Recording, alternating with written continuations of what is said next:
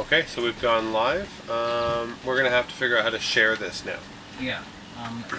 It'll just be something as simple as posting like a YouTube link on the event page. Facebook will have to make the diaper. You still don't know how to sign into the stream on Yeah, Facebook. see, I don't know if oh, yeah, we're live. Here we go. So we're going to share this. Share to a group. We're going to share the Scouts Canada discussion, Fraser Valley, Shining Waters, Battlefield, Northern Lights Council. Real quick, how do I join the stream? Just go on to the event page and it'll be on there. There'll be a link. Okay. What's it called? Just Paracord? Scouts Canada Paracord Belt Tie Online. Whatever that O stands for. Okay.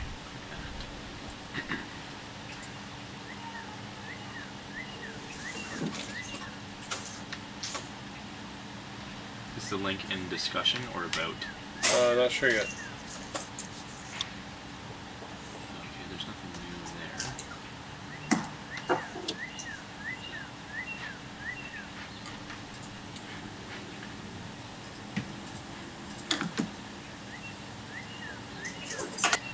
You can hear the cardinal.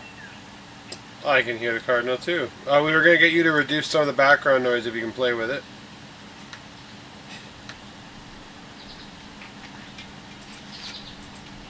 Sorry, Lauren, what? You want me to post a YouTube link as well for those chats? Yeah, sure. For the Facebook, or so you're on YouTube, Anthony will be, he basically just has to click your name. On Facebook, you're still trying to figure it out. She has to chat first, whoever you're talking to. Are we live on Facebook right now? Yep, we got 2 watchers on Facebook right now. Hey Eric, can you tell the moderators to comment on just something so I can add them as mods? Okay. Can you guys comment on the YouTube stream so that your names will be there so that Anthony can make you a moderator? Got David Barker and Al Cosby following us so far. Cool. I'm still trying to figure out how to get on Facebook. So like, so if you go down, it's got to be shared to there. So 1 second. I will copy the link.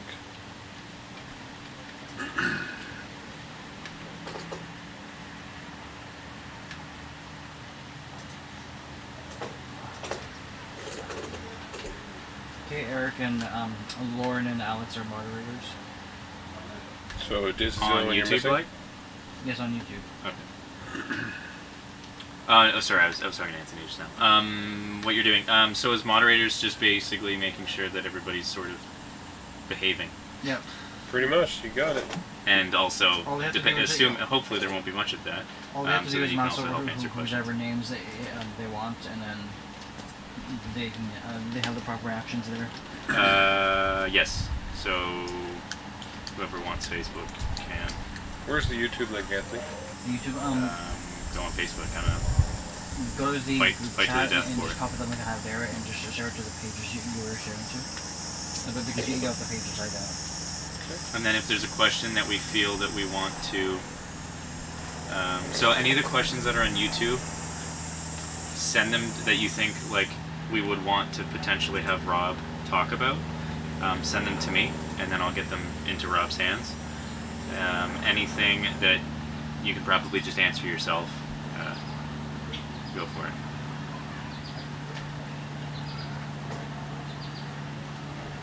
I know, right? What's the tensile strength of Paracord?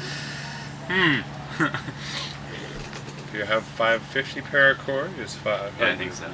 pounds. If you have Does the audio sound good? 710, it's 750 paracord. Eric, does the audio sound good? On what? On the live stream On itself. YouTube? Give me 1 second.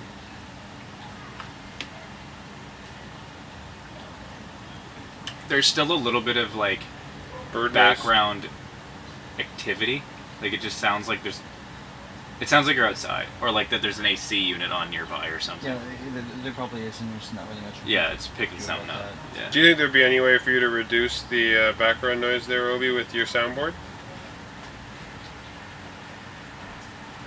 The problem is we won't know for 10 seconds. So whatever he does, we just have to hold and wait a sec. You are live, Eric.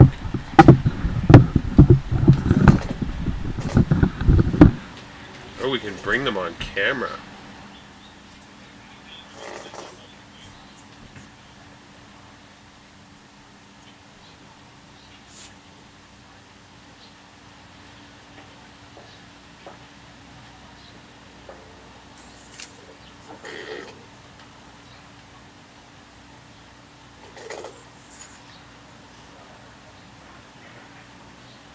some cheddar roll? Yeah. We're going to be here tying some paracord belts today. Obi's just checking the audio, trying to get rid of the birds and the air conditioning units out back. What's he doing? Just flapping his arms to scare the birds? Yeah, she's just trying to scare all the birds away for fun. For those of you that have peeled in, the other one on the screen here with me is What? David Franklin.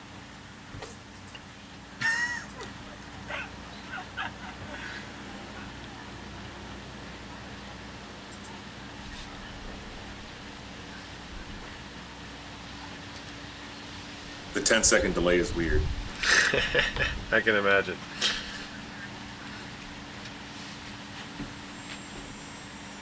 Okay. Can't see that mic in the video feed, can you? Yeah, you can. You gotta pull it back 6 inches. Though it almost looks like it's a studio mic. We won't know whether you put it in the right place for a couple seconds.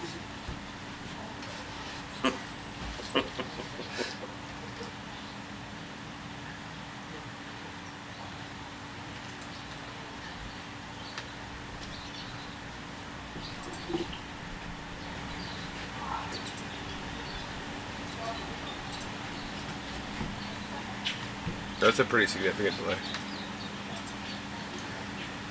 How do we get onto Facebook? Yeah, 10 seconds is a long time. Yeah. Eric, you're going to go just onto the event page and click on either the YouTube or the Facebook live share. Okay, I see the Facebook. Messing with the cameras here. Anthony's got our part 2 attaching the buckle up on screen.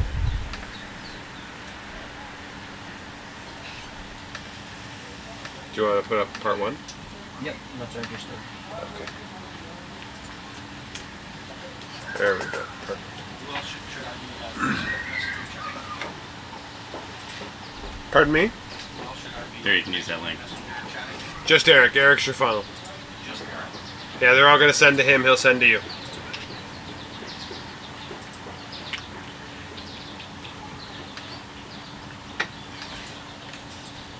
How many do we have on the YouTube watching? Do you have any way to tell him? YouTube we have 5, Facebook we have 3. Okay. Oh, sorry, yeah, Facebook's. So we got 8 people in watching so far.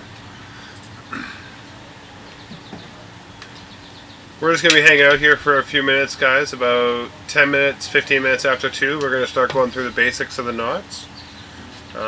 If you have any questions throughout the process, you can just put them into the text chat on either the YouTube or the Facebook Live. We have a bunch of people watching both the chats that will be bringing certain questions forward and answering any questions they can on the live stream. On screen, you'll have one video that has me on the left side of your screens and Scudder Eric on the right side. He's one of the ones taking care of the chats and the webpage. You have Andrew Obi here as well and Anthony Loverick. They're hiding behind the cameras taking care of the technical stuff. The other gentleman you see there on the bottom left on his own camera is David Franklin, a recent council commissioner for Tri-Shores, and With 2 left hands. 2 left hands. Yeah, you see that? I don't. No, I don't have the pleasure of watching along, unfortunately. My hands are going to be too busy with all the rope. Magic fingers. All the magic fingers, indeed. So, what sort of view are we up to? Facebook is. Oh my, I don't know where it's going.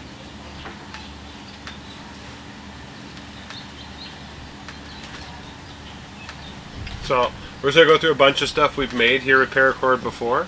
If you guys have any interest in tying anything like this, do let us know. So if you go right here, you can see we have a Baby Yoda. Done them a bunch of different ways. These are ties that Scouts and Senior Cubs were able to complete at our group camp, so we'd be happy to run one of them online.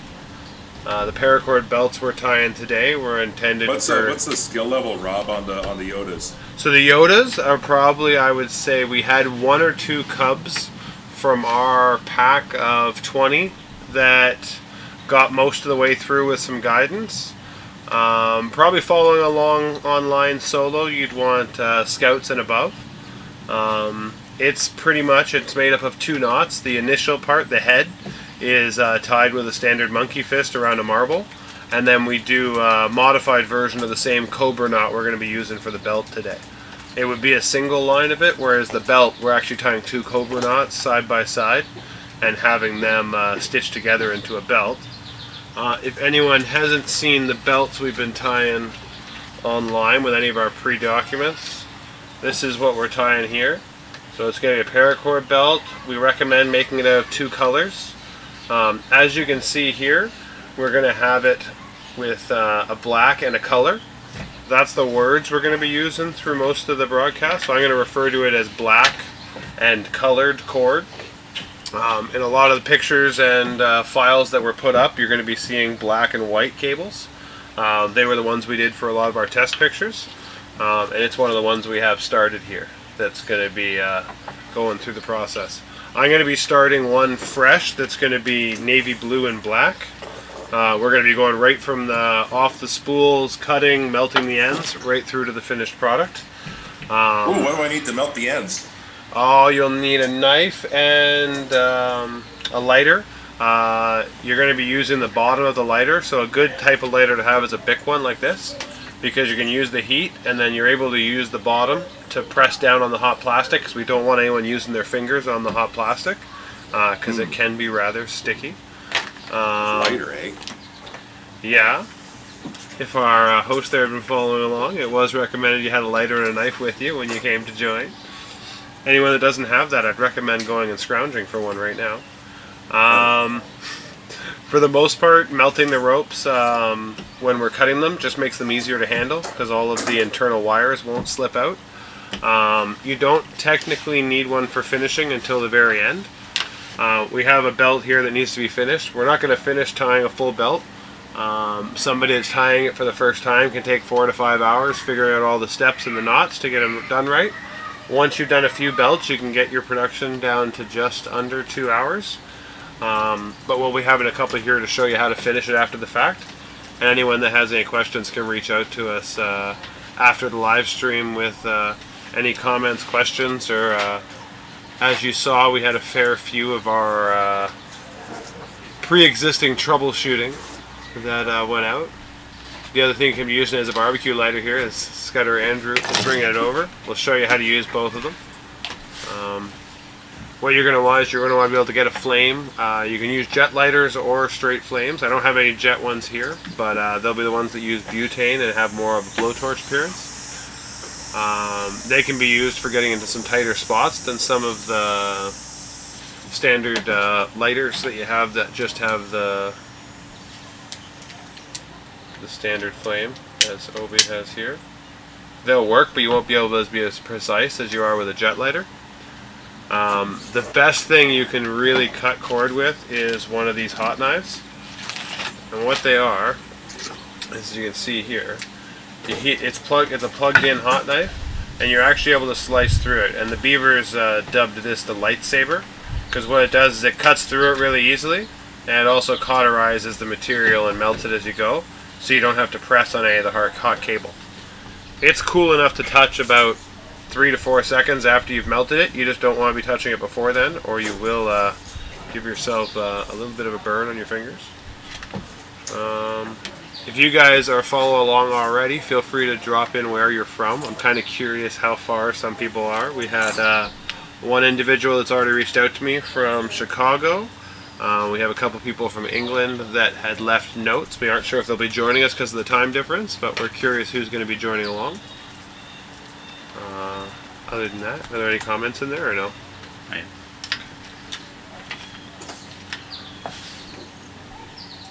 So one of the things you can do with your paracord cutoffs, because what you're going to do through a lot of these processes, you're going to be making paracord stuff and you'll end up having this miscellaneous bag of small pieces. You can do a bunch of cool stuff with them. One of them is making yourself a zipper pull.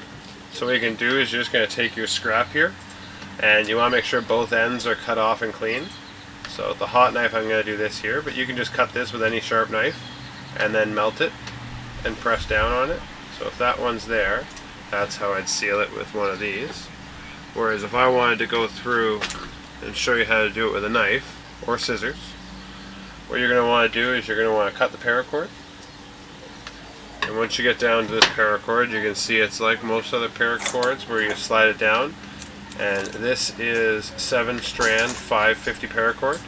So it has 7 strands inside of it and an outer sheath. Altogether, it's rated at 550 pounds just for the single strand of rope, which is why it's a great survival cable for when we're tying these belts. So what you do with a standard lighter is you would use your lighter to slowly mount the housing down. It does turn black for the most part, regardless of what color cord you're using. And then you just use the bottom of your lighter to press into it, and you'll get some hairiness that comes off. But all in all, you'll get a cleaner piece of rope to work with. If you want to turn your short dead ends into a zipper pull, it turns into something just like this. We just do a single row cobra knot, and it turns into one of these. I'm going to walk you through tying one of these before we get onto the belts. If anyone has any interest, if you guys are cutting any of the cords you have, you can take about 1 foot to 2 feet off of your black cable if you wanted to tie this ahead of time. If not, you can just cut off the extras at the end and do it after the fact. So what you would do is you want the length of your finished product, you want to lay beside it. So this loop is the middle of this green rope. If you want it to be that long, what you do is that's the end of the knot. So that's where you're going to rest your fingers here.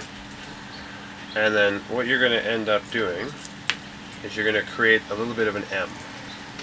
So with the right cord, you're going to go over to the right, and the left cord, you're going to go over to the left. And then either right going over top or left going over top, it doesn't matter how you start doing this, but what you're going to end up doing is laying this across the 2 middle cables.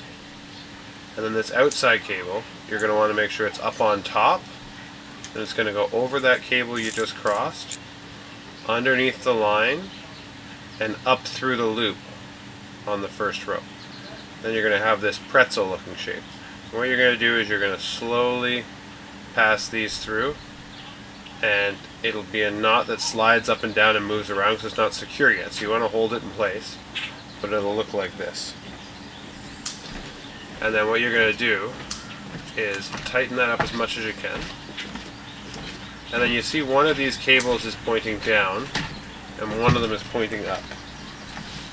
And what you're going to do is with the cable that's pointing down, you're just going to cross it over top, just like you did before, but in the opposite direction. Take the other line, go over the cable you crossed, underneath the 2 main lines, and up through this loop. And you'll be able to tighten this one up. And once you tighten that, you can grab the knot and pull on your loop, and now that you have 2 lines, it's secured. So you got a nice finished end.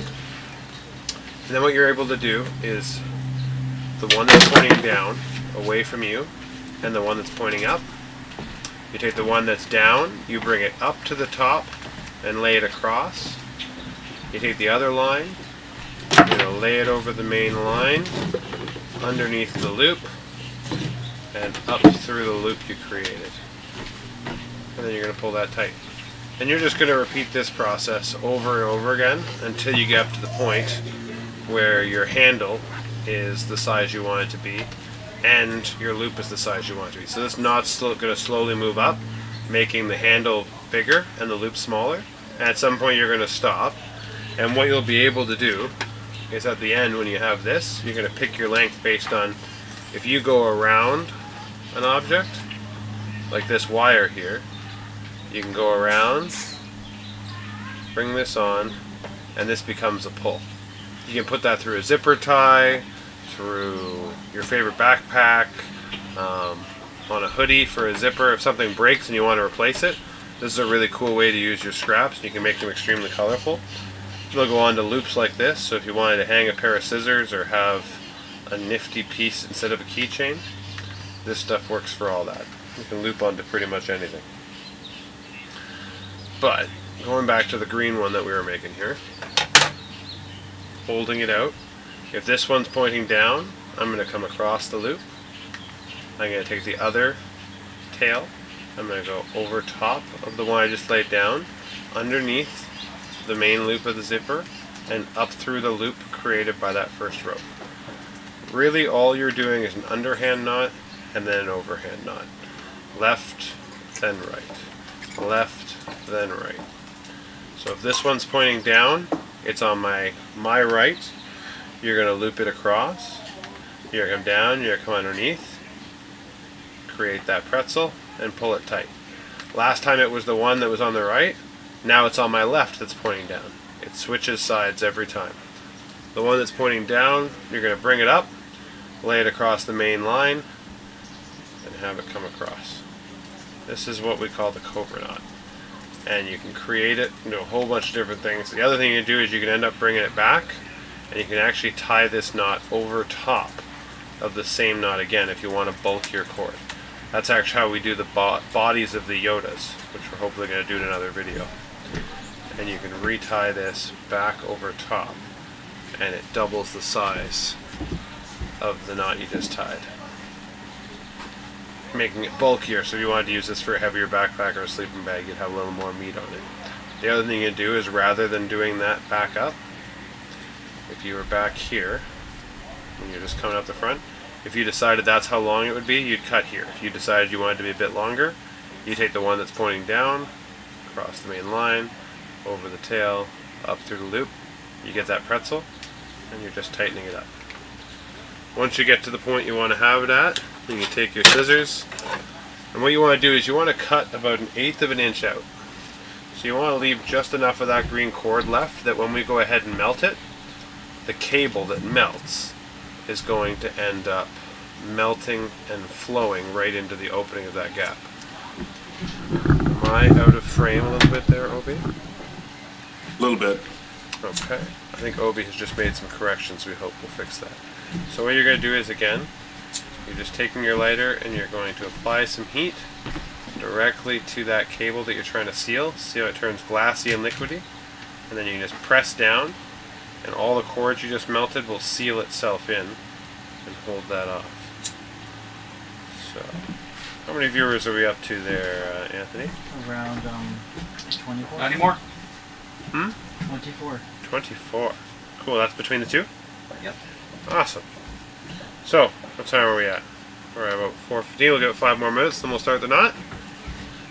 Beyond that, anything else going on in the chat there, Eric? Anybody have any questions about Paracord? Any ideas on stuff they'd want to do down the road? Feel free to toss it in either of the chats there, and we will happily talk about it for you. Just giving a few people that may be a couple minutes behind the advantage to hop in. We're going to be going through right from the very beginning. If you guys want to prep, you guys can cut your 3 cords. If you go to step 1 in the instructions we put on there, it'll be 1 50-foot cord and 2 25-foot cords. When you're looking at a belt like this, the black is the 50-foot cord, and the blue is your 2 25-foot cords. So if you wanted to have your black, like we have it on this belt here, where it's 3 lines, 1 down the middle, 1 on either side, that's going to be the cord that you leave at 50 feet long. The color that you have that you want to fill where the blue is on this belt, you're going to have those cut into 2 25-foot cables. We're going to go through that in a couple minutes again, but if anyone wanted to get ahead and started cutting that up, you can go right ahead.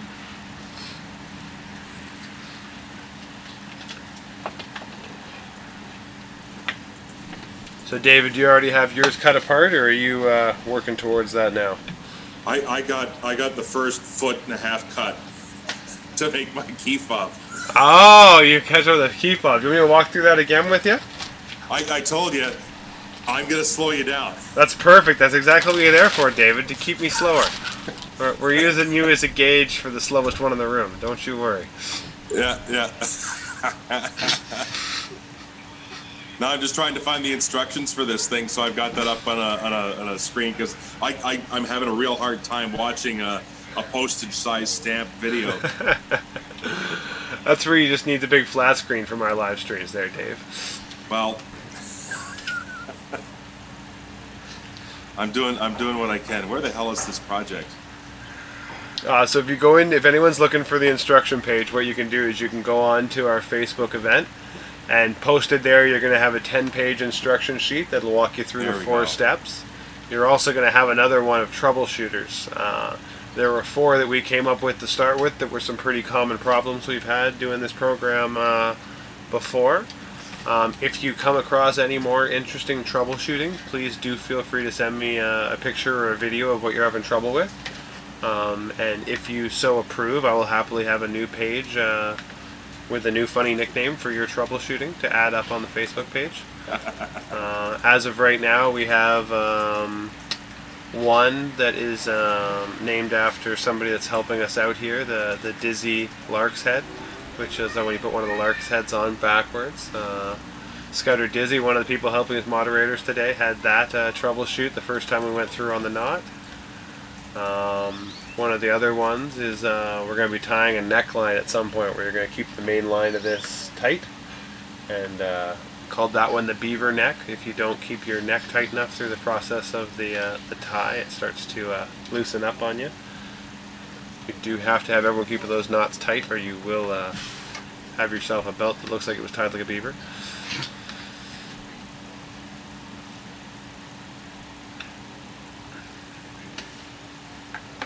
So what province is everyone that's watching from so far? Toss it in the chats there. We'd love to hear where everyone's coming in from.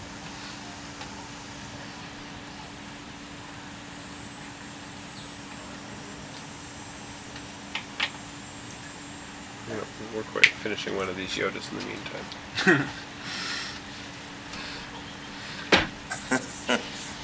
I've almost got the paracord instructions loaded up on my computer now. There you go, David. You'll catch up. That's what they're there for. Oh, will I? I thought I was here to slow you down. Now you're getting ahead of me again.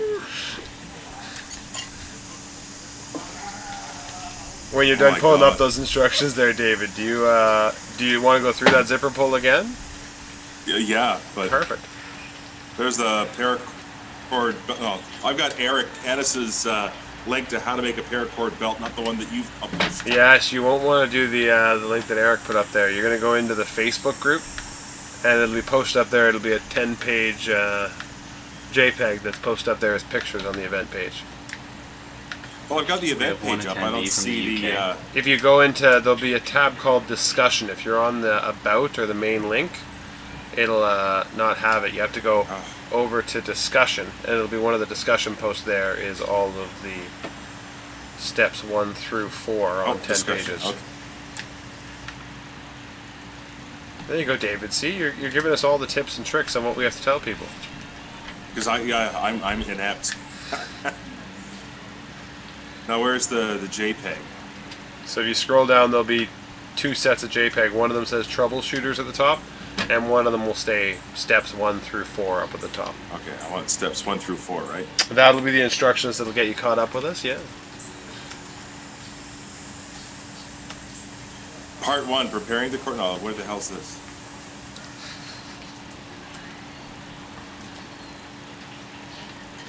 That's what you're looking for, yeah. The one that says preparing your cord.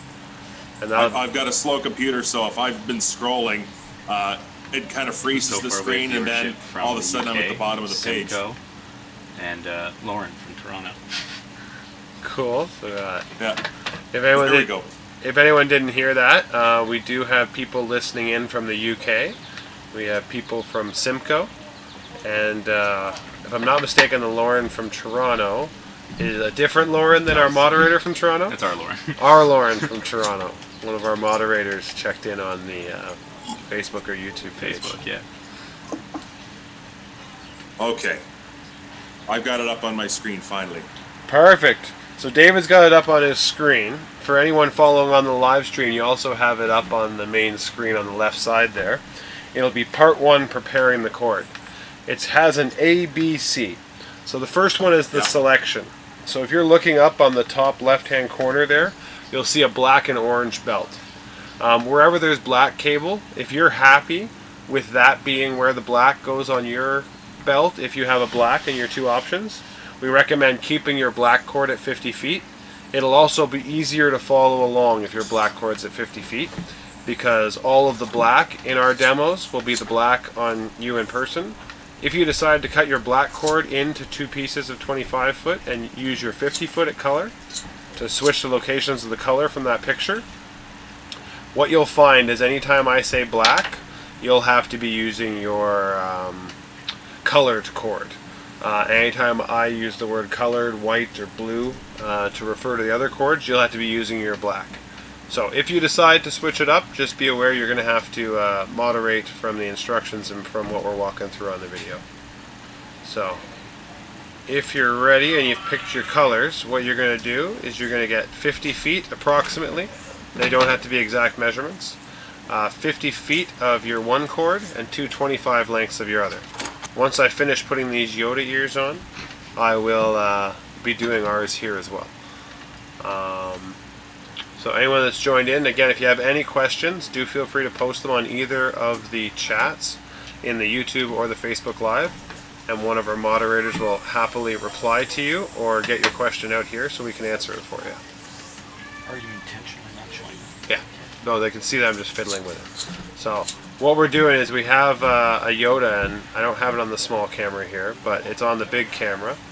And this Yoda is one of the things that we've created with our group and messed around with. And we were hoping to run another video down the road with one of these Yoda products. So if anyone's wondering, I've been going right here. So far I've added one ear. We have a whole bunch of them here. Our youth were tying them as a fundraiser back in March. And what I've done is I'm just starting to put the ears on some ones that they've been going through.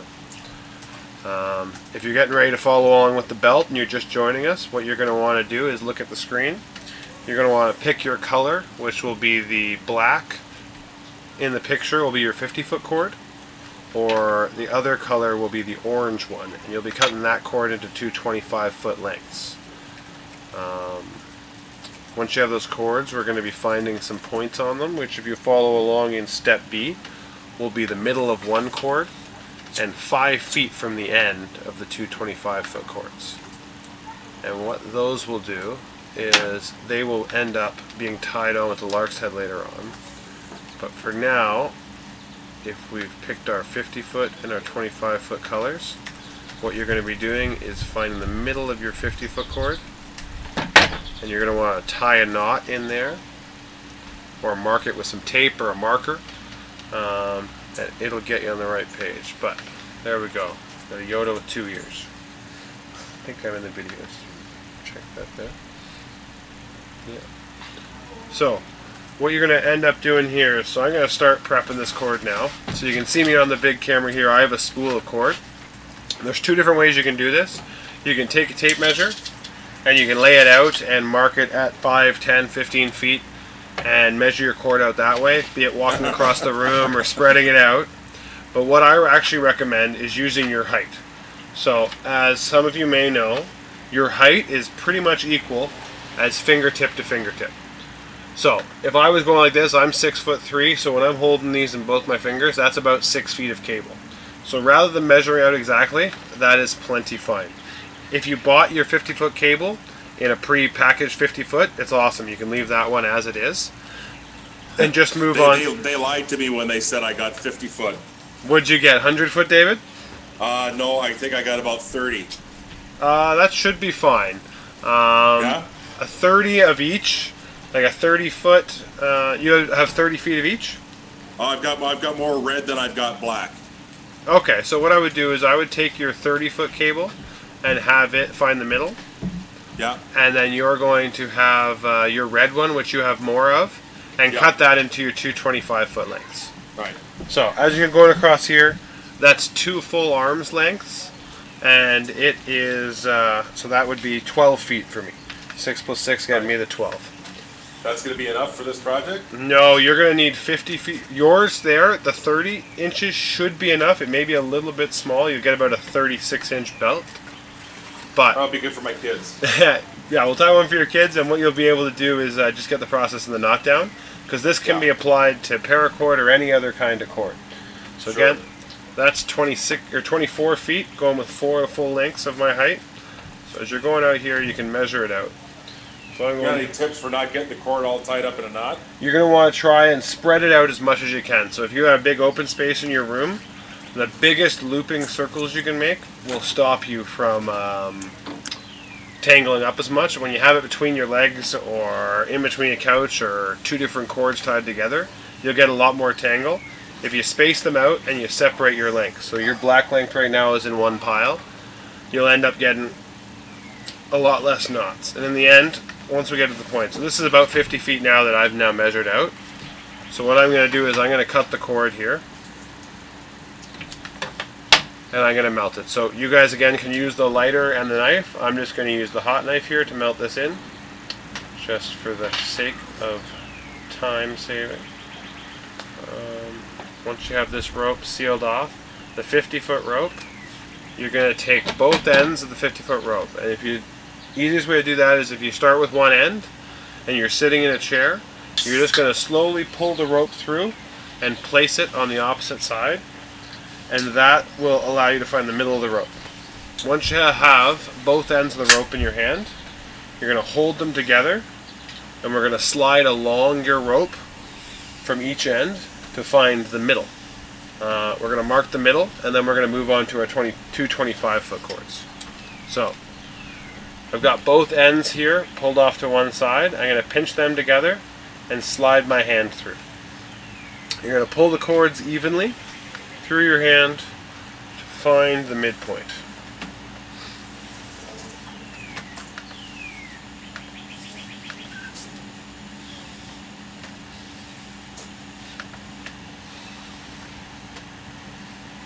There. And that's my midpoint. So you'll find it's just a loop over. You can do this a couple different ways. If you have a piece of tape or a zip tie or anything, you can mark this off. Personally, all I like to do is put a little overhand knot in it, and that'll mark the point. Nothing's going to happen. You can put this off to the side. I recommend hanging it up so you don't lose that spot. So even here, I'm just going to hang it on my knife and keep it there. Then you're going to move on to your other color. So we're done with your 50-foot cord for the black one, and we're going to move on to the colored cord. So with the color cord, you're going to want about 25 feet.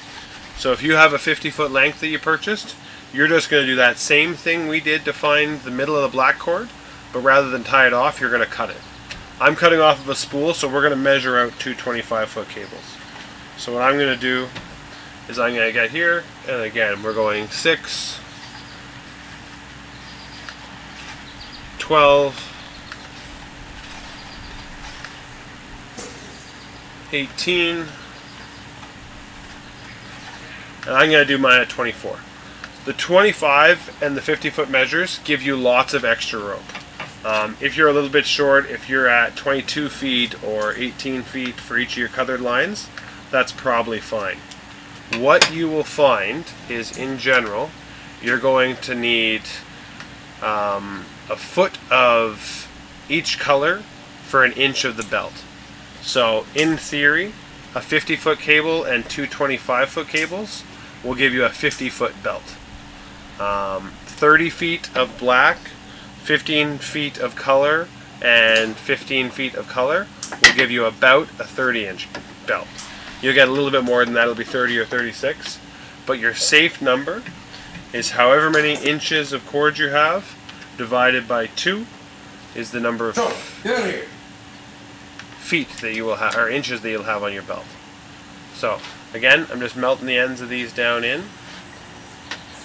What I'm doing is I've measured out my 1 25-foot cable. So rather than measuring it by spacing my arms out again, I'm just going to grab both ends of the cord, one end of my already cut off 25-foot cord, and the one off the spool. I'm going to put them together, and I'm going to pull them through. Pulling them through, I'm using one of them to measure out the other 25-foot cable. So rather than there being any inconsistencies in me using a measuring tape, it's just going to be matched to the one you're tying with. So even if I had actually pulled out 23 feet in error, now both cables will be the same length regardless. We're going to be doing the same thing when we get these 2 25-foot cords cut. We're going to find the middle of each of this cord, and we're going to tie that little overhand knot in it to save the space. So, some of you will appreciate the fact that you're working off 100 feet of rope rather than a 1,000-foot spool. But what you're going to end up doing is once we get to the end of both these cords, like we are right now, I'm going to say that's my 25-foot cord, and this has been slid along off the spool. So I'm just going to cut that off, and I'll have my two 25-foot cords. Any extras that you have, like if you'd bought 100 feet of black and you only did 50 feet of it, just take that extra cord that you have and take it off to the side, because any dead ends of rope or extra pieces, if they get caught into the process later on, they're really going to cause some confusion for you. But what you're going to do here is now I've grabbed the two ends, one end of each of these cables, and I'm going to pull through until I have the end of both blue cables. Right now I'm finding the middle of both these two cables at the same time. What you guys can do is, if you're less comfortable, you just grab the one piece of blue rope at a time and you measure it out. So I'm grabbing all four ends of the two cords, and I'm going to slide along back, and that'll give me the middle, which will be about 12.5 feet. And that's these loops right here. So these two loops are the middle point. So if you take one loop, we're going to tie a quick overhand knot in that. This knot's going to get untied however you want to mark that point in the cord. It's just a matter of knowing where it's at. So we now have two 25-foot cables with the point 5 feet from one end marked. And then we have the middle of our 50-foot cable black marked. It has these three loops marked. What you're going to do then is you're going to grab your belt buckle. So for this one here, we're going to use this belt buckle. What you're looking for is a pin style belt buckle that'll be able to slide through the gaps in the weave you're going to tie. So in the end, we're going to have this one right here. And if we can move on to part 2. Okay. So we're over on part 2 now, so if you have that popping up for you, it'll have you showing how to attach the black cord.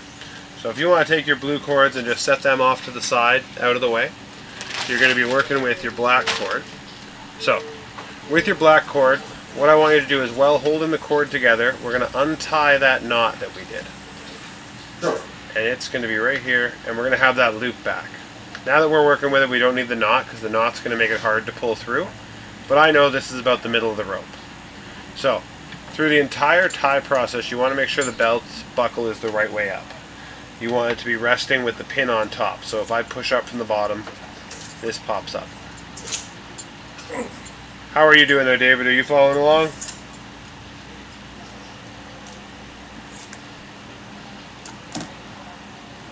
Mr. Franklin? Do we have Mr. Franklin on screen? On the screen. Huh? Hello. Hey, David. How you doing? I just finished cutting my rope. None of them are the right length. What do you have? Less than. I don't know. They're supposed to be 50 to 75 foot lengths. One wasn't 50, and the other one wasn't. None of them were 50 foot. What are they at? So are they? I don't know how long they are, but they're all equal length now. Okay. You won't need equal lengths. You need one to be longer and two to be shorter. So, but either way, we can just tie the knot as it is. Are they over 20 feet each? Yes. Okay. We're going to tie the rope. Your belt will probably be really small, but we can get the basics of the knot down with what you have. That's the goal. Cool. So I need you to find the middle of one of those ropes. So you saw how I slid from both ends down to the middle to find the loop? Yeah, I've got a knot in the middle of the rope. That's probably the shortest rope is my black. Okay, I want, well, you only have the black, you only have one piece of it. Okay, we'll do it that way regardless. Just find the middle of that black, and you're going to have the loop on the screen, which is in my hand right now on the live stream, is the middle of it. And you're going to take, I got that. You're going to take your belt buckle, and just like the pictures in the part 2 page there that's up on screen, you're going to push the loop up through the buckle and put the pin through the hoop. So it'll look like this. You'll end up having the paracord looped onto the buckle with the pin holding it in place and the buckle facing up. From there, Buckle facing up. yeah. From there, what you're going to do is you're going to grab the top of that paracord loop and you're going to pull up to make space. And then with that loop, you're going to come around and pull the rest of the rope through the loop that you're creating. And that's going to pull you through here.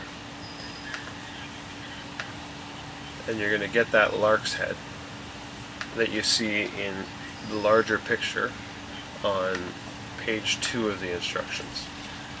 And what that's going to look like is this. You're going to tighten it up, and it's going to have a black rope on either side of that pin, almost holding it in place. Okay. Cool. And then what we're going to do from there is if you move on to the next page of the instructions, it'll be part 2, attaching the buckle, but it'll show how to attach the 2 white cables in the instruction. But in this case today, they're going to be blue cables.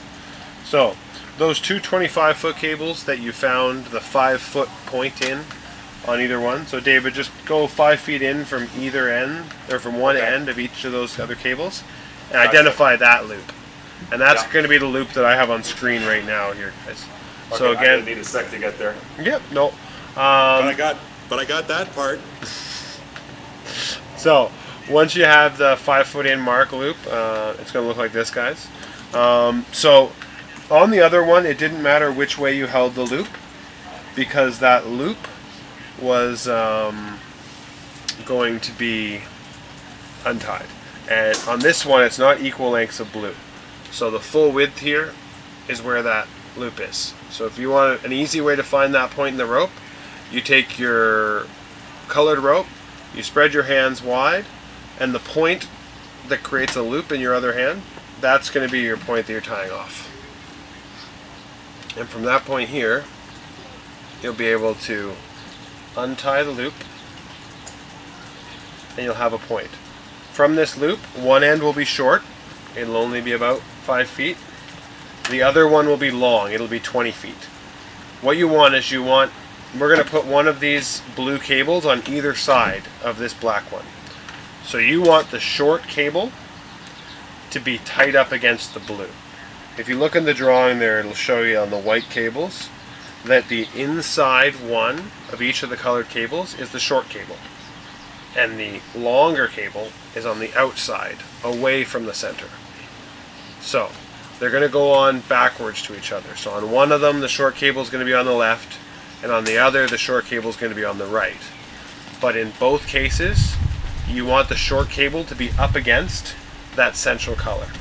So if it's on like this is the short cable, this is the long cable. So what we're going to do is, again, we're going to find that point on this blue rope. So you're going to go onto your rope, you're going to find an end point. Once you find the end point, you're going to spread your arms out full width, and this loop right here that you're creating, that's going to be the point we're putting through the buckle. So again, you're going to want to keep track of what side of this loop is the short one. So on the screen right now, I'm going to hold it like this. This outside rope is the short one. It's not up against the black. So I'm going to have to turn this over. So now, this blue cable on the inside is now the short one, which is where it needs to be. So from there, I'm going to take the loop, I'm going to stick it up through the belt. With the loop sticking out through the top of the belt, I'm going to reach through that loop, grab the rest of the rope, and pull it through the loop. So, again, this whole process is laid out on page 3 of the instructions, and it's part 2 for attaching the buckle. So, this one goes here, and here. So, as some of you will see on the live stream, it is Scouter Eric posting as myself. He is signed in for the live stream. But what you'll see only on Facebook. On the Facebook. For this here, guys, we're now at the point where all three lark's heads have been attached to your belt buckle. The black. Mine aren't even close. That's fine, Dave. We're gonna go through this twice. So. Welcome to remedial love, not mine. 1-on-1. We brought you along for a reason, David. That's right. That's why I'm here. So, what I'm going to do now, guys, is I'm just going to untie all this. If you've got your knot to this point with the 3 lark's heads attached, feel free to go grab a drink or something. For all of you that have not yet gotten to this point, I'm going to untie these 3 lark's heads, and we are going to do this all over again just to make sure everybody has their rope attached to their buckle before we move on to the main act of the repetitive knot that'll get you right to the end of the belt. There are 4 main steps to this process. One of them, which we've already done, is preparing the cord, getting that 50-foot length and those 2 25-foot lengths, finding the points on the rope, marking them. Then you move on to step 2, which is attaching the rope to the belt buckle. That's the part we're going to go through again right now to make sure everybody is on the same page. Right now I'm just untying the knots that we put on. David, are you ready with your 3 knots? I'm just shorting up the cables that I on the rope that I've got here. Okay. I think I'm good. Cool. So, what we're going to do is just starting again. We're going to fight with our cord a little bit here. So, starting off from scratch, I have just my 50-foot cable and my 2 25-foot cables. What we're going to do is we're going to take the end of this rope, we're going to hold it in our hand, and we're going to slide along. We're going to find the other end of this 50-foot cord. Again, the best thing to stop this all from tangling is just to handle it loosely. You want to allow it to loop around, have some freedom so it doesn't catch, and just pulling it lightly through. And you'll end up finding the other end of your rope. Once you have both ends of your 50-foot cable, you're going to hold them together and pull them through. And that will get you to the middle of your black rope. Once you found the middle of your black rope, we're just going to pull it off and mark it. Pardon me, we just have a little bit of another rope tangled in here. My cat is very interested in the rope. Kitty cat wants to play with the paracord, eh? For anybody playing along, lock up your cats. We have a question in the chat. Does it matter which side the lark shed is? No, in general, the lark's head, what you're going to do with the lark's head is you just want to put all 3 of them on the same way. The way I describe doing it is you're coming up through the belt buckle while the belt buckle is facing up, and that allows them all to look the same because we're doing it the same way. So if you're sitting here with the belt buckle, and now we have our 50-foot cable, this is the middle that I've now marked. I'm going to untie this 50-foot, and I'm going to have my loop, just like on page 1 of the attaching the buckle. And we're going to come up through the belt buckle and hoop on to this pin. If you wanted to go down through the buckle and pull through this way, that's just doing the lark's head upside down. And if you have all 3 lark's heads upside down, it'll be fine. The one thing you'll find if you go to the troubleshooting page, picture on the Facebook page, you don't have to pull it up, Anthony. Just saying, if you're going on to Facebook and you see the troubleshooting called the Dizzy Lark's Head, that's where you do 1 of them up and 2 of them down, or you mix it up to a certain degree. In general, what you're trying to do is just do it always the same. So in this case, I'm going to keep going on with the way the instructions did it, which was bringing the loop up through the belt and hooking it onto this pin. You'll know you have it in the right place if you can pull down on the paracord and the pin locks in place. What you're going to do now is you're either going to push up or you're going to grab the paracord just so you have a loop on the top. Once the loop's sticking up, you're going to reach through that loop with your fingers, you're going to grab the 2 tails, and you're going to pull them right through the loop. And that's going to create the lark's head on the center of your belt buckle.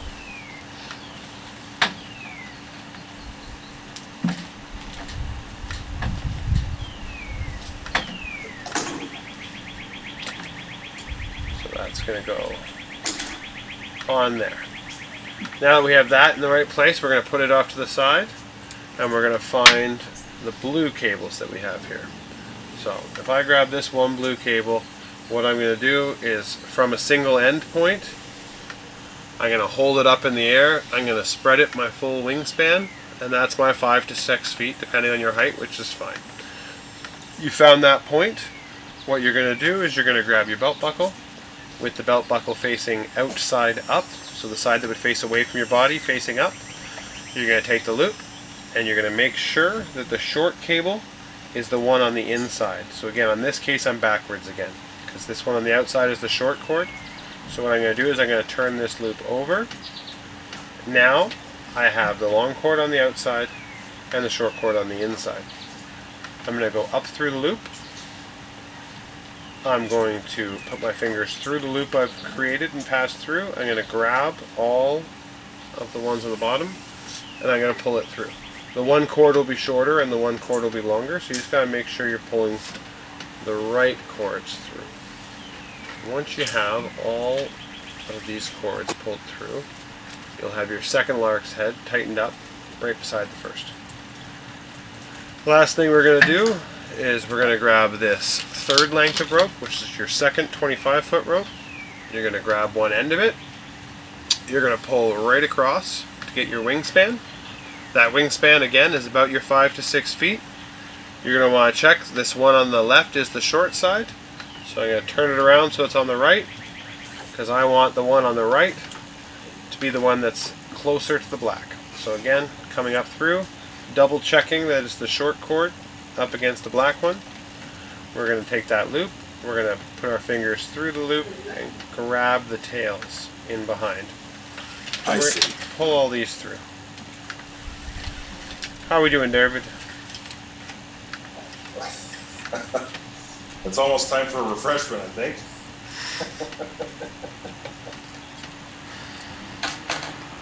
Do we have any questions up on the page? Nothing new yet. Okay. Just that one said question. Okay.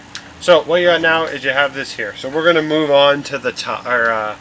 The tie is the next step of the instructions. There was one thing we left out of the instructions that we're going to show you how to do right now, and that's how to tie up all your extra cords. So. Oh, please wait. Where are you at, David? I'm just attaching the rope to the buckle. Oh, I think I can hear some paracord through your teeth. Yep.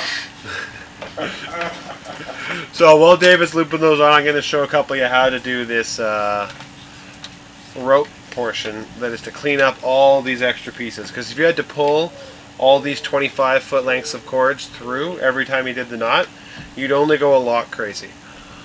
So what you're going to do is on all 4 of your long cables. So there's 2 short cables. We're going to do something else with them. You can leave them alone. But if you look at the zoomed out camera of Eric and I right now, what I'm going to do is I'm holding this out, and this is about 18 to 24 inches. And that's about how much length you're going to want to work with on the knot. So that's where we're going to put our first bundle.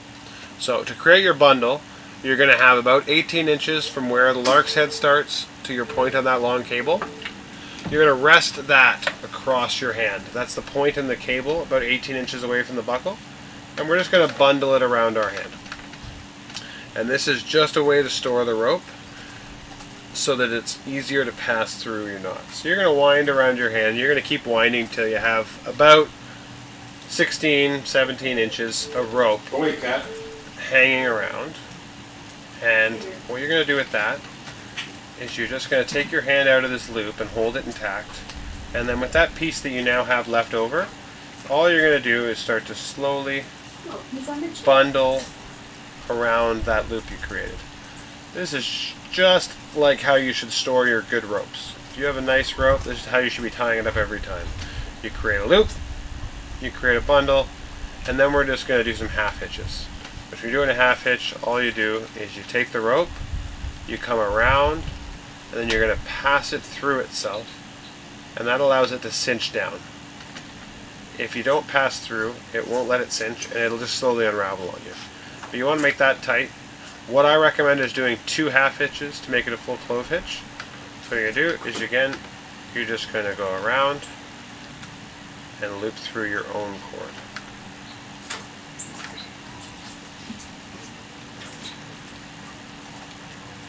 That's here.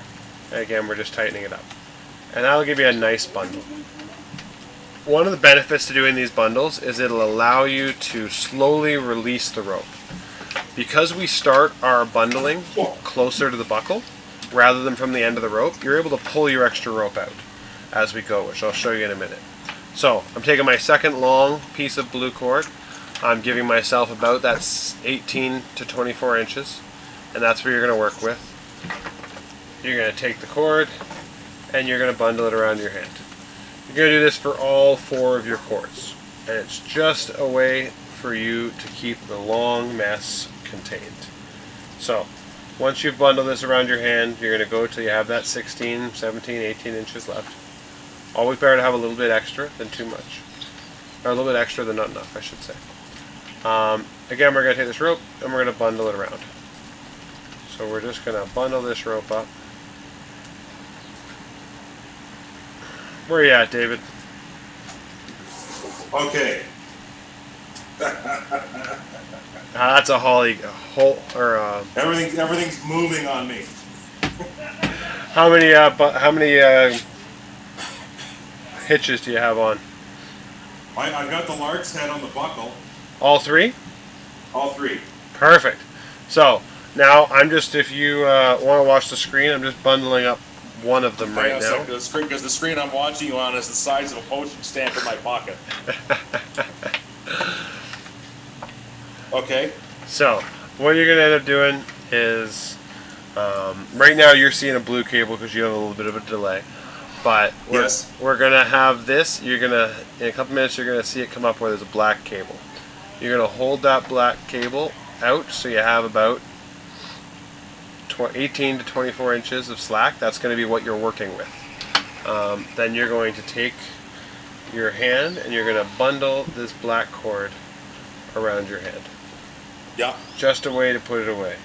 So once it's bundled around your hand, you're going to end up having about 16, 17, 18 inches left on the ground. So you're starting from the buckle, or are you starting from the loose end? You want to start from the buckle, because when you start from the Okay. buckle, you'll be able to pull the cable out. Okay. If you start from the loose end, what you have to do is every time you catch up to yourself, you have to untie this knot and retie it. Yeah. That's not good.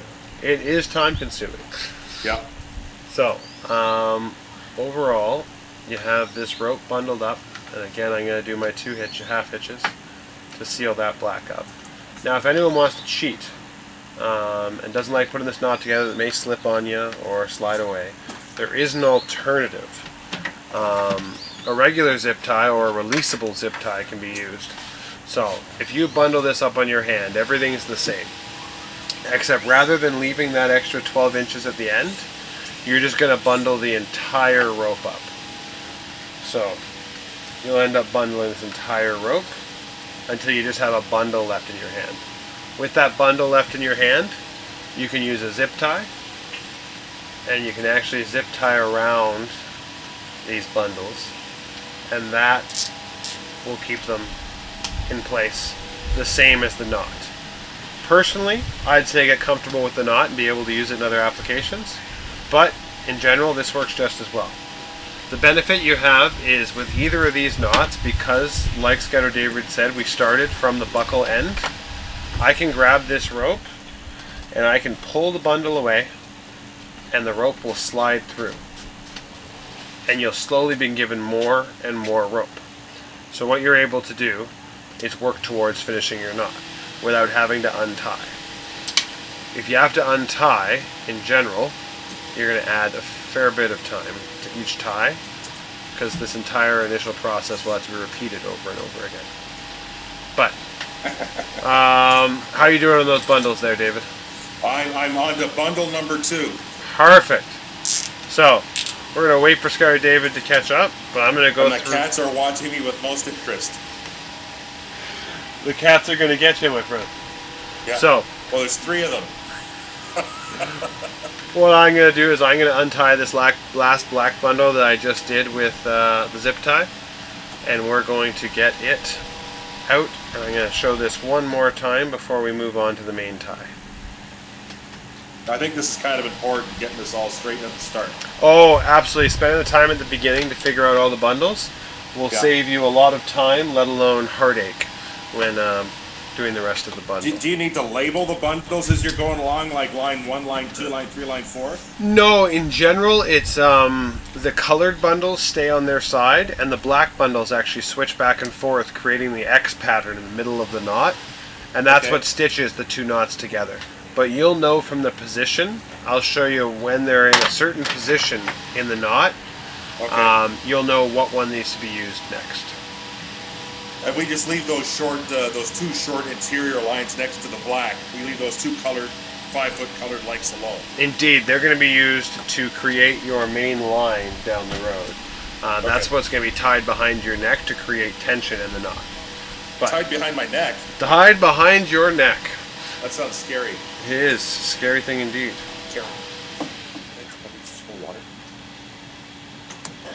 Our co-host is parched.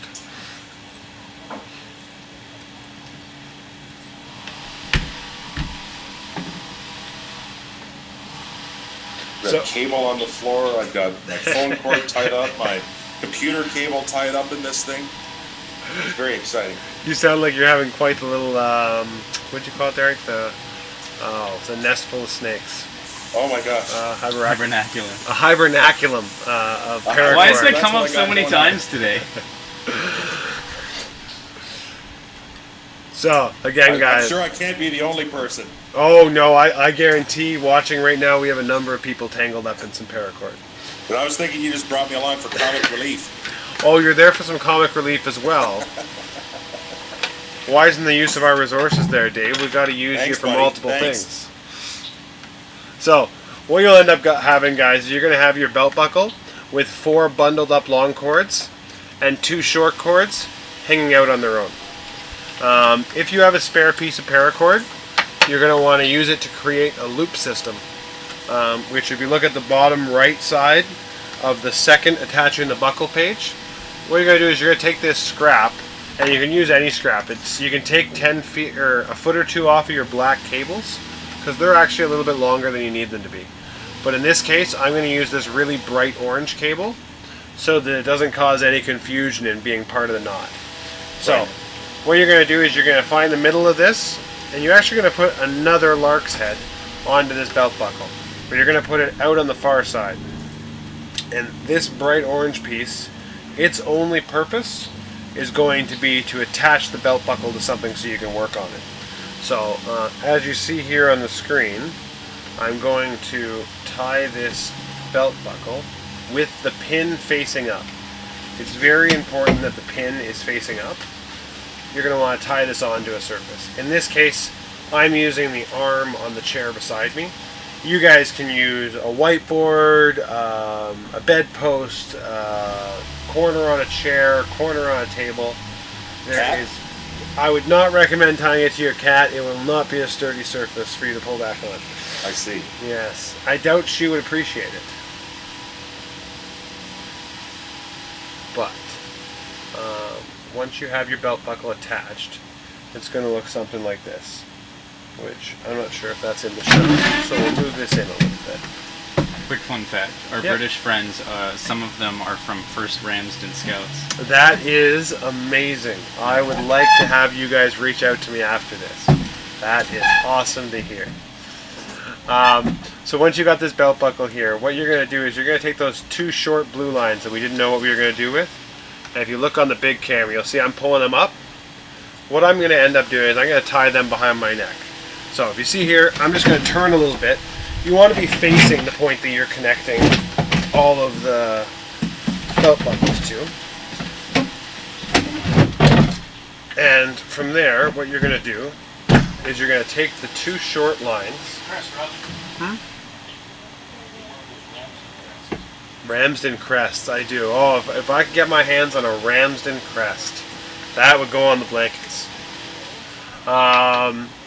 So what you see here is with the belt buckle, pin up, so the part of the buckle that would face away from your body is facing up.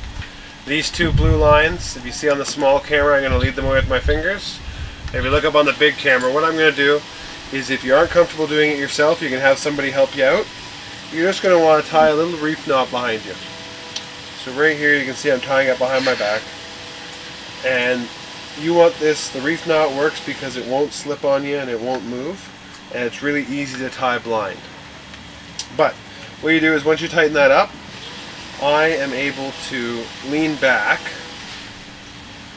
and hold this in place, and there's good tension, and you can work on the knot in front of you.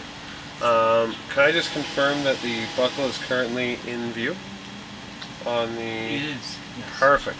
So, you're going to try and sort your knots now. David, are you on the same page as us, or where are you at?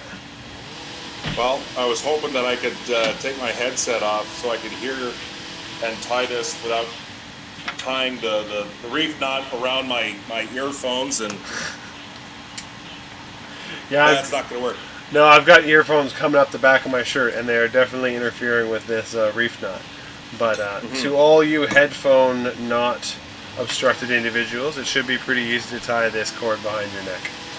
So, in general, what we're going to do is you're going to put the blue cord from the right and the black cord from the right off to the right, and the black cord from the left and the blue cord from the left off to the left. This is just separating it so you know where everything is. And if Anthony would be so kind as to pull up the first step of the tie, I think that's going to end up being the one that's tied around your neck. You're welcome to look at that online, but I think we're actually going to go on to page 2 of the tie. Do I have Okay, the- I'm caught up to you. Perfect. So it's behind your neck. It's tied to something in front of you. You got tension. How much tension? Just enough that the thing in front of you doesn't fall back on top of you. You want to keep a nice. You want to keep some nice tension in the line right here. So, if you're looking at the live stream, you'll find that I have 2 taut necklines. Those necklines do need to stay nice and tight, because what they're going to be is they're going to be the main skeleton of your knot. So when you're I've got this tied to a chair, but the chair slides around. Oh, I have a more sturdy chair. Do you have a table leg or something you tie it to instead?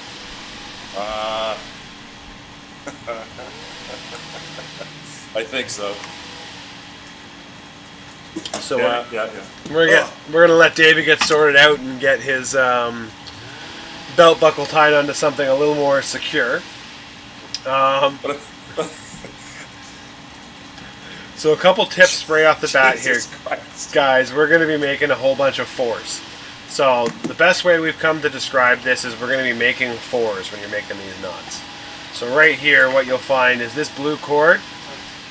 It's going to go over top of the blue cord. So the blue on the right is going to cross over the blue neckline on the right, and it's going to make this number 4. That number 4 is going to be what's going to describe where you're putting everything else. So, just remembering that you always want to have the blue cord or the white cord or whatever color cord you're using laying over top of the neckline that's the same color. And then it's the off color, so the one that's not the same, black in this case, is going to be going down on the neckline, or down over the tail, under the neckline, which is part of the 4, and up through the hole created by the 4. And you'll get this little stitch. It'll look like a little mini pretzel that you're slowly tightening in. That's the first line. I'm going to untie and tie that a few times so everyone gets to see it.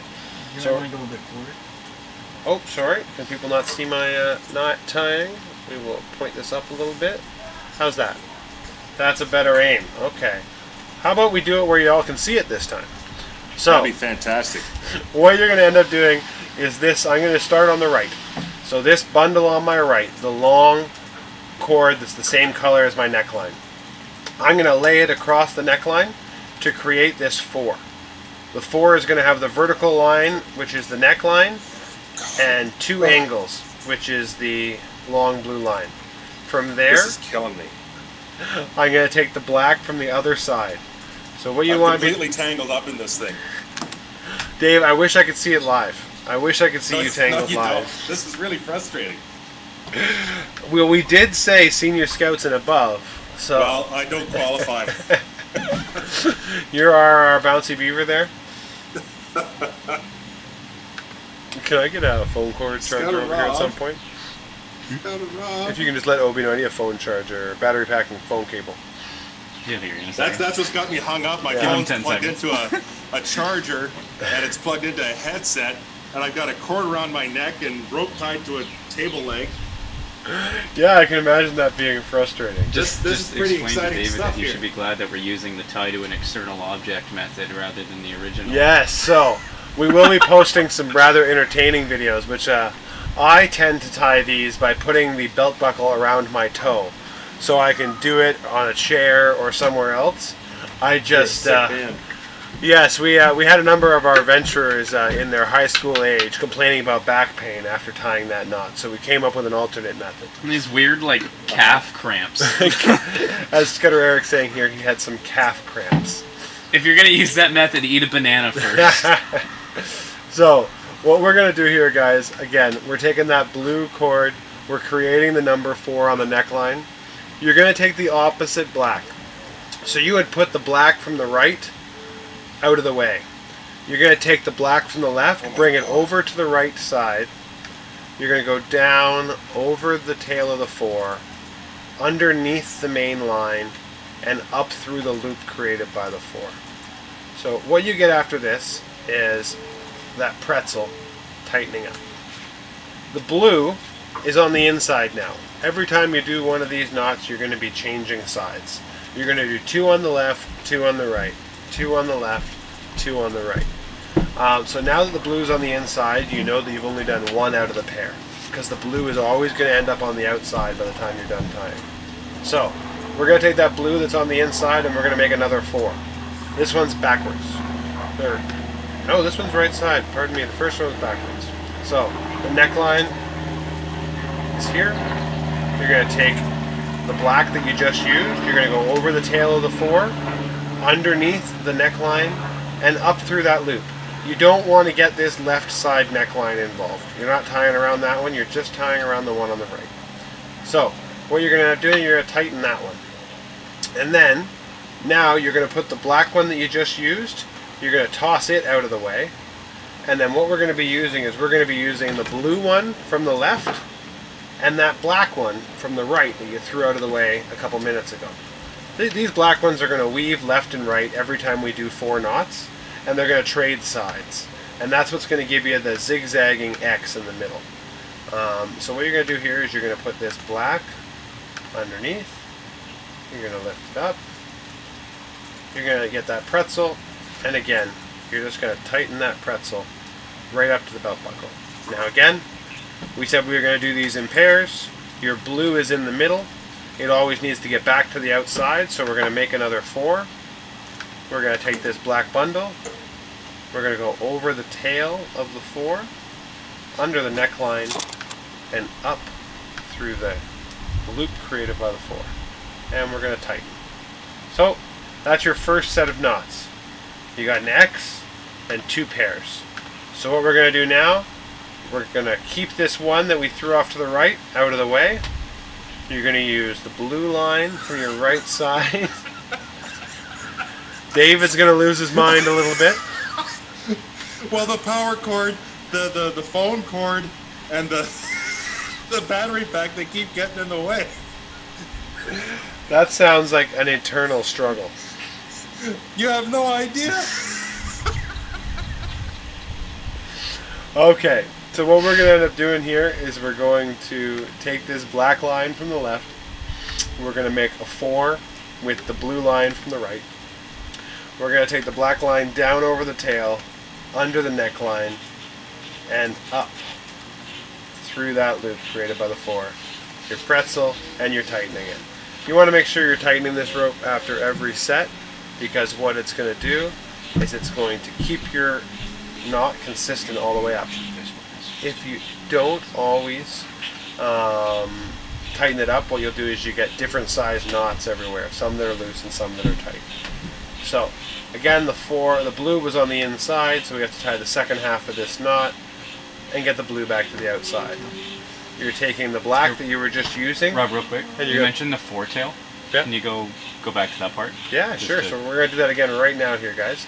So this 4 tail. So what you're doing, every time you make this 4, I'm going to identify some places on it. So this neckline is the vertical piece of the 4. And then we're going to lay this cable across, and it's going to be right here. You're making this 4. So you have the vertical element and then 2 angles made out of the 4. When I call the tail of the 4, I mean this little piece on the other side of the neckline. So when I take this black one that you put out of the way a while ago, which should be coming out of one row back on the knots, because you're going to bring it back over top of this one to create your X. So you're taking the one that's behind on the right, you're going to bring it forward, and when I say when I go past the tail, I mean you want to bring the rope up past, closer to you, and then go between the 2 necklines in front of that tail. Underneath the neckline that you're working with, which in this case is my left one, and then you're going to take that same bundle up through the opening on the 4. And it's going to create, again, that pretzel, and that's going to tighten off. But then we're here, the blue's in the middle, the blue needs to get back to the outside, so we're going to make another 4. This 4 is right here now, so it's not as 4-y as the other 4, but don't judge it. You're going to have these right here, and when I'm defining this 4, this line right here is the neckline, which is the vertical part of the 4. This right here is the 2 angles that make up the 4. This piece that goes off to the bundle, that's the tail. The tail is always the piece that goes over to the bundle of the long blue cord that you're using. You're going to take this black one, you're going to come over that tail that I just defined, you're going to go underneath the neckline, and then you're going to come up through that loop created by the 4, and then we're going to have that pretzel, and we're going to tighten it up. So now we're creating the bottom part of that X. So once you're at this starting point, this is exactly where we were when we started the belt. So if you guys just have your lark's heads on and you haven't figured it out, every 4 knots you're back at this point, and you can start the process over again. So when you're starting the process over, you have a black and a blue on the left and a black and a blue on the right, and they're at the same height. That's how you know you're at this point. At this point, you put the black on the right out of the way. You take the blue from the right and you make that 4. And then you take the black from the left. You're going to go down over the tail, which is the piece of rope heading out towards the bundle, underneath the neckline, and up through this loop. You're just rocking through this gap right here. And once you do that, you have the pretzel, and you're able to tighten it up. Now, again, all this is repetitive action until you get to the full length of your belt. So this blue is on the inside, it needs to get out to the outside. So I'm going to take this black, I'm going to use the blue to make the 4, the black's going to come over the tail, under the neck, and up through the hole created by that 4. What in the what? Oh, that's no good. Well, I have about 3% battery life left, and Scouter David here plugged into my lightning cable on my phone. So, we may have David here on speaker for a minute. David, can you hear me? I can hear you. Okay, you're just going to be a little quieter. Yeah, because we're going to put you on speaker on the live stream for now while my phone charges up a little bit. So, what we're going to do here, guys... Tied up with your phone cord and your power cord and your head and your earbuds cord, and you need to be doing that. Yes, I'm getting there. Don't worry, David. I'm feeling it too. It's pretty exciting. So, as you can see here, guys, if anyone has any questions, or if I'm not explaining a certain part of it well enough for you, or you want me to go over something again, just put it in one of the text chats, and Eric's going to put it through. If anyone has any problems, if you're still trying to sort out getting the lark's heads onto the belt buckles, if you can't find the right points in the rope, if you can't find an easy way to attach it to something in front of you and around your neck, there's a bunch of troubleshooting and steps on the Facebook page, on a bunch of PDFs you can pull up. But if you have any questions beyond that, or want us to go over something, just put it in the text chat. I'm going to keep walking through this cable tie until I get some more questions. I need to start. Are you sure that your phone's charging? My knots. It's not. Just my lark stands are tied onto my buckle. I've got my buckle tied to a table. I've got myself untangled. A little technical. Oh, there we go. I'm charging. Did you just hit it? So Scouter Andrew's equipment needs a good whack to get charging. So if it doesn't work, just hit it. David, where are you at right now? Is that how the belts work? But I want to get this up on the screen. I cannot watch this on my cell phone. No, I would not recommend watching this on your cell phone. This has been killing me all afternoon. So what you're going to want to end up doing is just pull that up in a secondary window. You don't have to have the Zoom call open on your window there because it's just being piped into the live stream. Okay. I've got the YouTube up. Now I got to get back into that Zoom meeting. Nope, you don't have to worry about the Zoom meeting. It's running in the background as long as he's still broadcasting there, Anthony. Yep, no, you're still fine, David. You're good on Zoom. You said, I'm sorry, you said I'm good on Zoom? Or I don't You're have- good. You're good on Zoom. Okay, I need to start this knot. Okay, so I'm just about to be at the same stage as you. Give me one moment. We'll get caught up and get you started. So, what you're going to do is if you're at the start, you're at the same point I'm at right now, which is there's 2 black cables on the left and 2 black cables on the right. And this is where Scouter Rob looks and sees that he made a mistake because he was talking, and he needs to untie a row. So, what you guys want to be doing throughout this process is you want to be looking back at your last 2 knots. So, if you get to the point where you're tying through a bunch of knots and it becomes a little bit of a back of the mind process, you just want to make a point of checking your knots every little once in a while, because you'll miss a stitch or pass a rope the wrong way, and the further you get ahead, the more frustrating it is to come back and fix it. So, because I checked, I only had to come back one loop to fix the fact that I missed crossing this black one over. I used the wrong black cable. So, when you're starting the one on the left there, you always want to bring this black from the right further back forward to go over the tail, under the neck, and up through the body of the 4. And you have to do these knots twice, so they start to look like this. Now we're back at the point where I can walk David through the starting. So, Okay. if we have it right here, you have a black and a blue on the right and a black and a blue on the left. So you're going to use the blue from the right and the black from the left. You're going to create a 4 with the blue. So you're going to drape it across the neckline and hold it with your finger so it makes this 4 shape. The neckline will be the vertical part of the 4, and the long blue cable will make the triangle of the 4. The tail is the part that sticks past the neckline. You're going to take the black one from the left. You're going to put it down behind the tail, under the neckline, and up through the loop of the 4. You're going to cinch that up, and that'll give you the first of the 4 knots. The second of the 4 knots, you're going to take this blue, you're going to take it back to the outside, making a 4 again. You're going to take the black one, you're going to go over the tail, under the neck, and up through the body of the 4. And you're going to tighten. That's you tightening knot 2 of 4. That's the 2 on the right. So you're going to take that black cord you were just using, and you're going to drop it out of the way. You're going to take the blue cord from the left for your 3rd knot. You're going to lay it across your neckline, and then you're going to take this black cable that you haven't used in a while, that's thrown up and to the right, and it's coming out further back. So it's up here behind the last knot that you just tied. You're going to bring it forward from its hiding place up on the right. You're going to bring it down behind the tail, under the neckline, and up through the loop of this 4. You're going to have a little pretzel. You're going to tighten it up. That's you tightening knot 3 out of 4. Well, the blue's in the middle, and it shouldn't be. So you know that it has to lay across here, and that'll get you your last 4 for your last knot.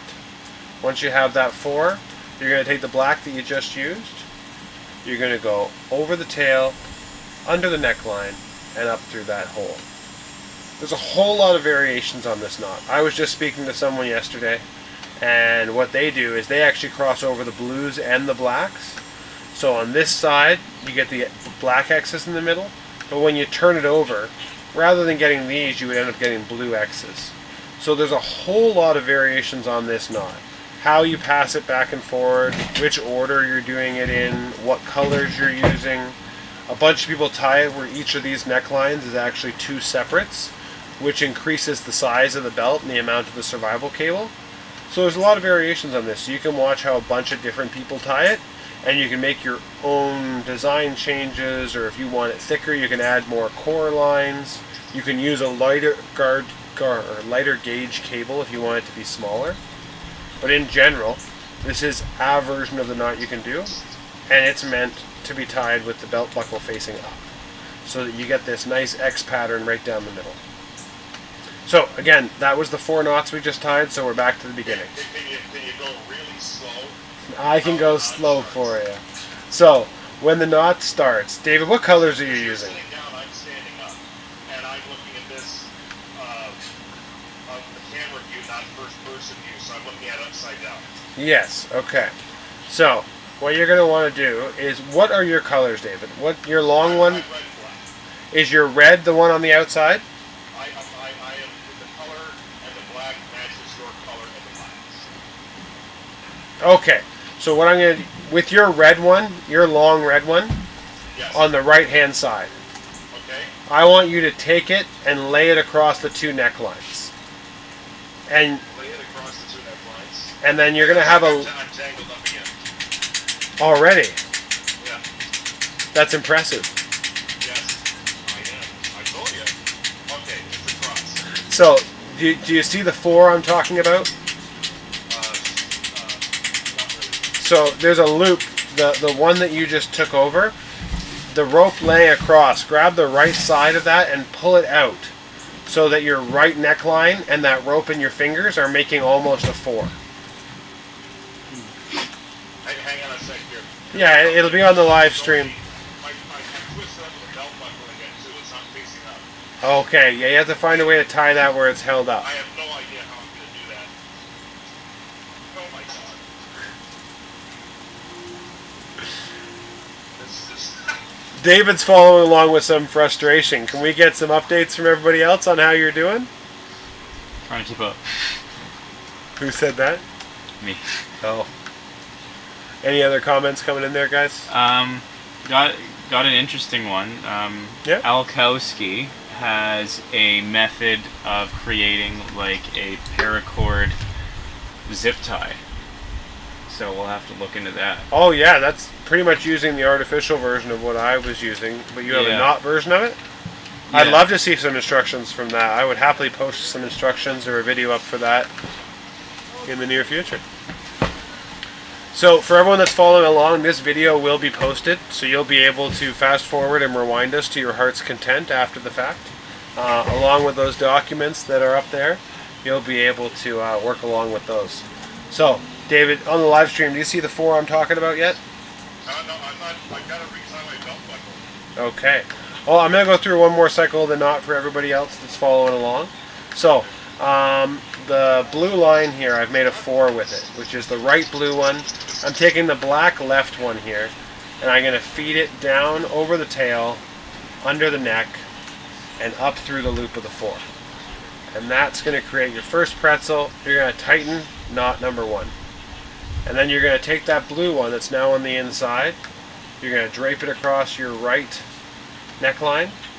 It's going to create another 4. You're going to take the black you just used, you're going to lay it over the neckline, over the tail, under the neckline, and up through the loop of this 4 here. And we're just going to cinch that down. That's knot 2 out of 4. So now the blue and the black that you just used, you're going to drape them off to the side. Then we're going to have this part right here, and you're going to take the blue from the left and make your 4, and then the black from further back, like it's hidden away on the right but one knot behind where you just tied. You're going to take that black cable, you're going to put that over the tail, under the neck, and up through that loop. And we're going to tighten that. That is tightening knot 3 out of 4. The blue's on the inside, it shouldn't be. So we're going to lay it across the neckline. We're going to create that 4. We're going to take the black that you just used. We're going to feed it over the tail, under the neck, and up through this hole here. And that is us tightening knot number 4, getting us back once again to that starting point.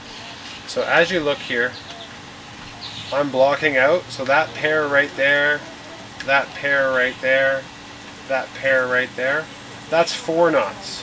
So what you can see between my thumbs, that's 4 knots. Every time you finish those 4 knots, you move forward about that 3/8 of an inch, and you can start again. Are we good to give it a go again, David?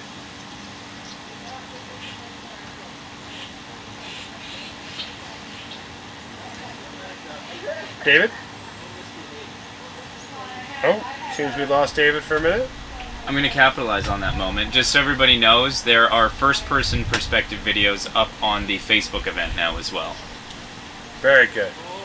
So, if anyone's having issues because it's not facing them like this, and it's all backwards, there are a whole bunch of tutorials online where you can go and look into that and figure out. You can also tie jigs for this, so you can do it on a tabletop. You can do it standing up, tie it up to a fence post. There's a bunch of different options for what you can do.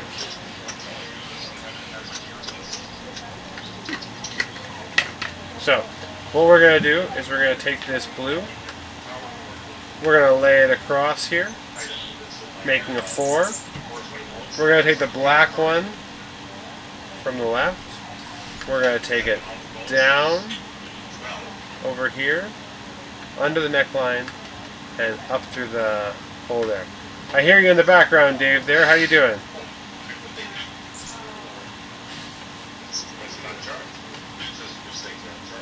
I think we may have killed Scouter David's phone with our long conversation. Is he still coming through on Zoom okay? No?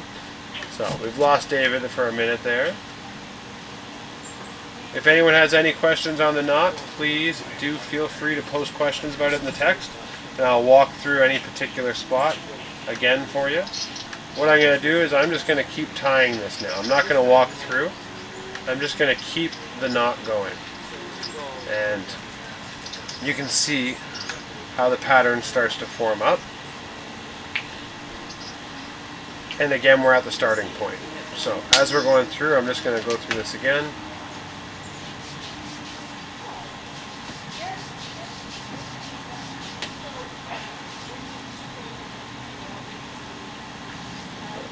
Twist in the cord there. So that's knot 1. That's knot 2.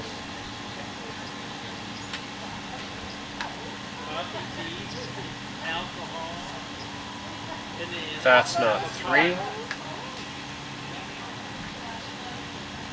And that's knot 4. Back to the starting point.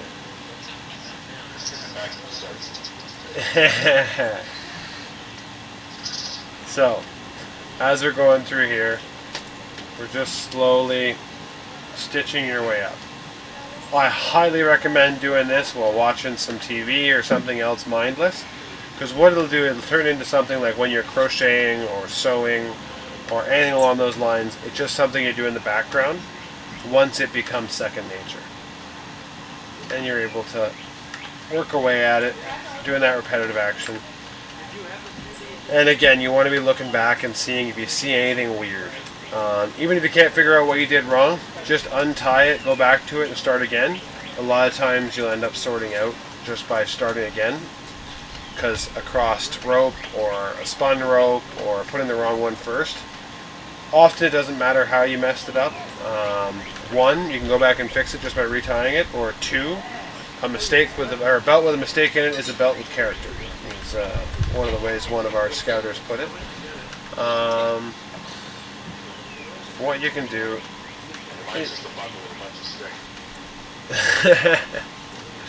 I'm not sure. Can everyone hear David on the live call yet, or no?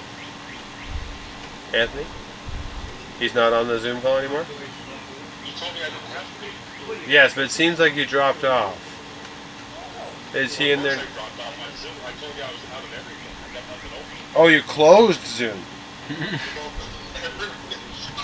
don't want to make it clear.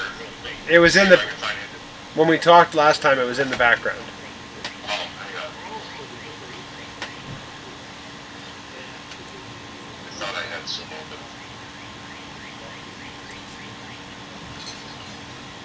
So what you can do, guys, is again, what you're doing is you just pull, and these will actually slip out for you. And again, we're going to be posting that zip tie knot that somebody just shared up as soon as we have an idea of how to tie it ourselves. And we'll be happy to share that. Overall, this is the part where you're just going to keep going until you get to the right length of cord. Sometimes when these knots bundle up a little too tight, you do have to untie them. Something went wrong or something got caught up and it won't pull through anymore. You just have to loosen it and then you'll be able to retie that knot. In this case, I'm just going to replace it with one of the zip ties.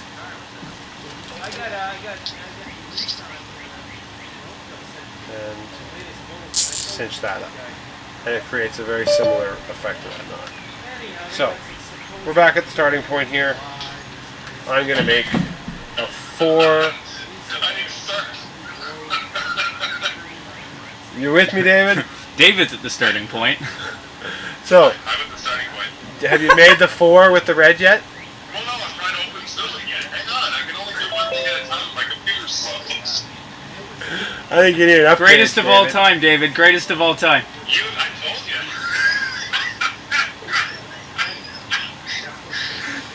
David was very confident that this was going to be a rather entertaining attempt at him tying a knot.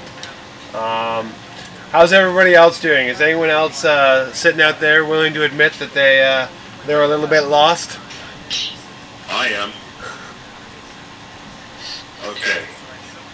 I've got Zoom open. I'm hoping that Anthony can hear me there. Hang up. And I need to start. I am hanging up on you, supposedly, David. Okay. Um, Then what? My tech advisor's telling me to hang up on you. I'll call you back otherwise. One moment.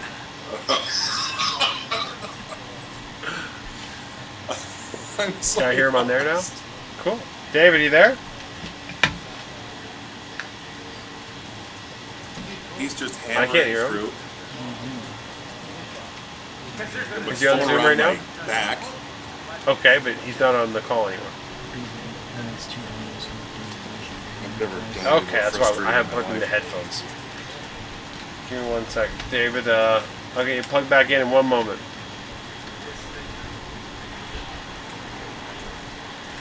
So guys, and again, And we're now back at he's the slowing starting down. point here. So that he can show me. Do how I to have a do good it. I angle have to on have the my audio off so I can talk. knot right now, Anthony? Yes, you do. Okay.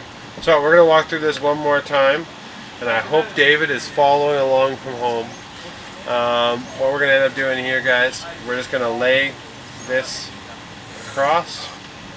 David has the volume turned down on his computer, so he can't hear the call through there because he was listening to it. Well, I'm He waiting just for you to texted call you? back. And he doesn't realize that we can hear him talking. Okay, so can you turn that on? Is he on Zoom on Yes, the it's broadcast? Yes. Okay. Someone text David and tell him to turn his computer audio on.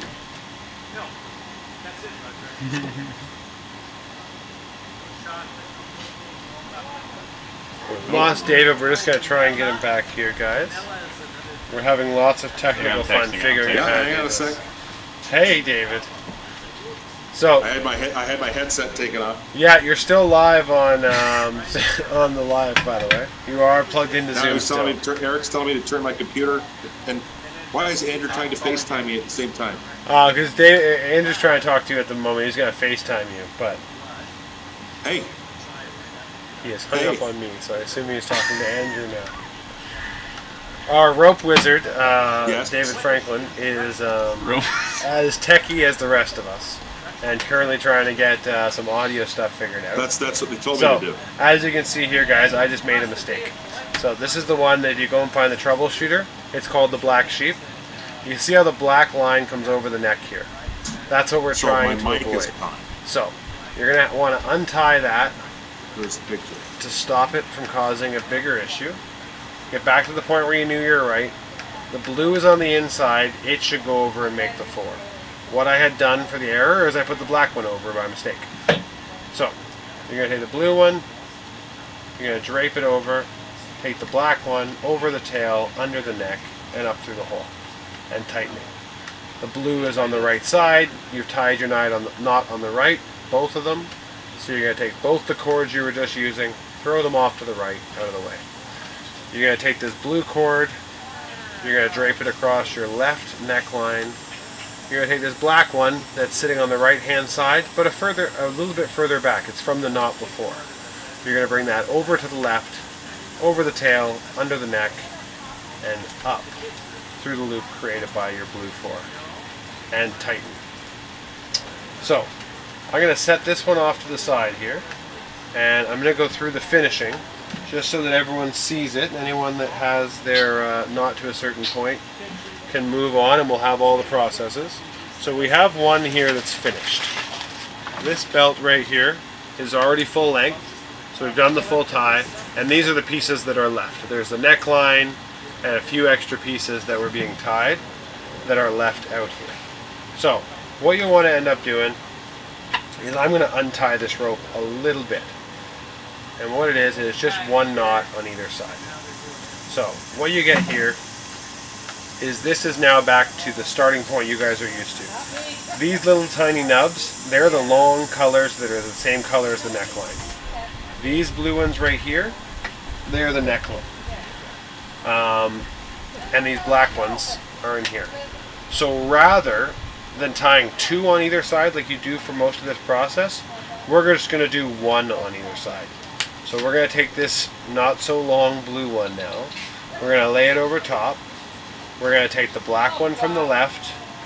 We're going to loop it over what's tiny is left of that tail. And we're going to go under the neckline and up through this loop. And what that'll do is it'll create a single version, but your blue is going to be on the inside, which is, I've always said, yeah, to tie another knot to get that blue out.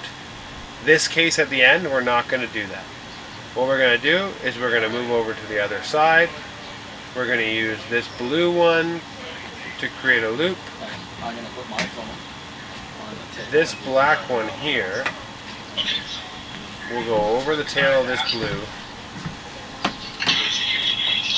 So does this mean I want to turn the volume off my computer again? Yes. Yes, that is correct.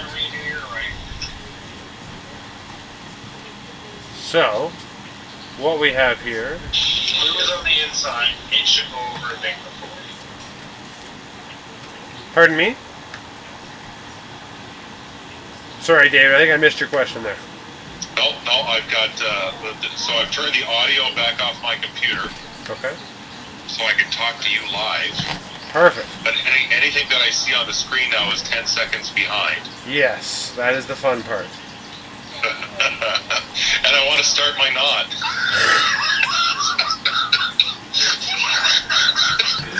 I can see your frustration. So, we did not foretell the 10-second delay in your visual viewing of the live stream. So, what you're going to end up doing, Dave, is you're going to want to open up that file that I sent, the JPEGs from the Facebook page, and you're going to want Okay. and you're going to want to follow through with the images there, because that's probably a more live image to you. Okay. So what I'm going to do is I'm going to walk you through the knot and just tell you what picture you're on so you can see whether you're at the right spot. Okay, perfect. Okay. So let I me just know. gotta find the. Yeah, let me know when that document's I've open. lost the link on my Facebook again because everything's been on and off 3 times now. So hang tight while I try and find it again. Perfect. We'll get back to that too shortly. So guys, as you can see, as we talked about there, I did those 2 small knots. So just a single one on either side. From there, what you're going to want to do is either with the knife, or in this case I'm going to use the hot knife, you're going to cut it off about 1/8 of an inch away from where you want it to finish. So from there, you'll have a little bit hanging up. Either with a lighter or with the edge of a hot surface, you're just going to kind of melt that in. So you can either do that like this with a hot knife, melting it into place, or you can use a knife and a lighter, and it'll look like this. What you're going to end up doing is you're going to cut 1/8 away,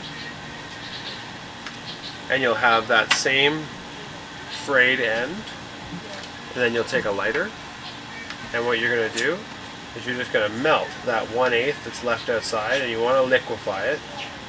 So you want to get it right in the middle of that flame, right in the peak of it. That's where it'll be hot enough to melt it in. And you don't want to touch this with your hand. It may catch fire. And what you're going to do is you just use the bottom of your lighter or the edge of a pen or a little piece of plastic, and once it's there, you're fine to press it. You just want to press it without your hand the first couple times because it will be hot. Again, here, this one's already almost 1/8 of an inch, so you're going to want to cut the other one, which is a little bit long, and once you cut it off, again, this one just gets hot and melts through, but you're going to be using a knife and then a lighter. So, again, with the lighter, Obi, your phone just hung up. Oh, Cliff Paquette is calling. Clifford. Maybe we'll join. Obi, can I answer Cliff and put him into this?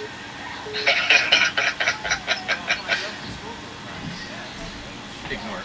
Oh, I know I answered it. Hello, Cliff. No, he's not there. He hung up. No, that didn't work. Hello, David. Hello. Sorry, Cliff just had to interrupt. Cliffus interruptus. Yes, indeed. It's the downside to using Mr. Obi's phone. He's a very popular man. Yes. Cliff is interrupted. So, as you guys have been seeing there, I cut all 6 of those ropes and I melted them in. That's what gets you the end of your belt. So you have your belt buckle with your 3 lark's heads and then a whole lot of cobra knot side by side paired together, and that brings you down to the end, which you guys just melted. So you can take the end, you can pass it through, and this belt buckle will push through in between the knot anywhere, and you have your belt. You guys can tie all sorts of stuff to add on to this. So you could use smaller versions of the paracord, like the paracord belt, and it can be added into your belt by tying this in place. And you'd be able to tie this knot so it was built into your cobra knot, and you can use this as a belt buckle. And you can tighten it up. There's a whole bunch of different custom things you can do. If you guys Google paracord ideas, paracord belt, paracord keychains, paracord crafts, there's a whole bunch of options out there. And the coolest thing about paracord is being able to customize it to your own knot or your own flare or your own little tick.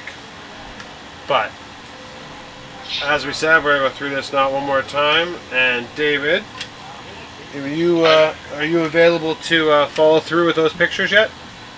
I'm still. This is how long it's taking my computer to even find the paracord belt tie online discussion group. I think we need to find you a new computer, my friend. This is at least. This computer's at least 12 years old.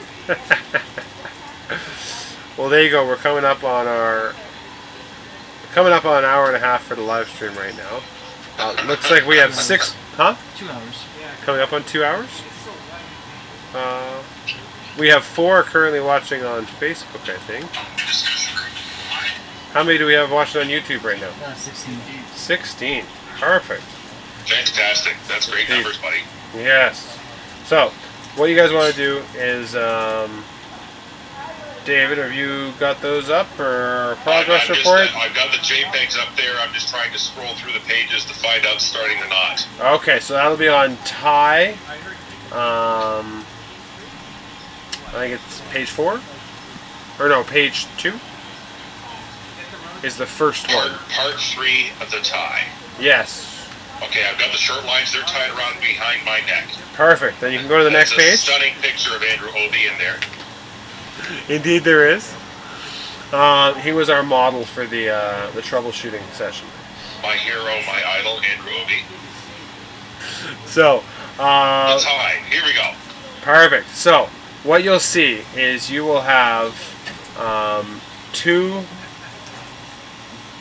or a black one on the left, a black one on the right, a blue one on the left, and a blue one on the right. So, in your case, it's white and black in those pictures. Yes, okay. So, white is red, to the ones you're Yes. tying with. So, Yes. I want you to take your red one and On lay the it right. and lay it across. So, actually, I'll pull these up. Troubleshooting. There we go. So, you're looking at the third picture, making a backwards 4.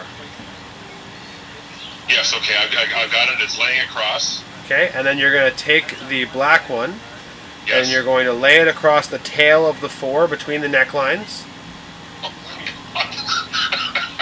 which is the fourth picture, Which black cord? the one on the left. Oh, so I've taken the right and I've come all the way across. And I'm taking the left black cord. Yes. Yes, and that's creating that first cross in the X. So you're going to take the What am I crossing that with? so the red one or the black one in your hand is going to go around, or it's going to kind of like stitch through that 4 that you made. So if you look at the fourth picture on the guide sheet in front of you, you'll see it goes over one line, under the other, and up through the loop. So I'm going to the outside? No. You go down through the middle, underneath, and up through the outside. Down through the middle. Just like in the picture. Up and around. Well, keeping tension on this thing. Yes. There is tension required. Okay. And then that's going to be knot 1. I've just got it going around stuff, so Then just pull on the red cord and the black cord that are loose that you're working with. Pull them away from the knot so it tightens up towards the base. okay. I'm not close enough. This is infernal. Can you see the image in front of you though? Yeah, but it does. I see it. Hang on a second, I'm gonna take off my earphones. This is just. I can't believe this. Get away from me, cat.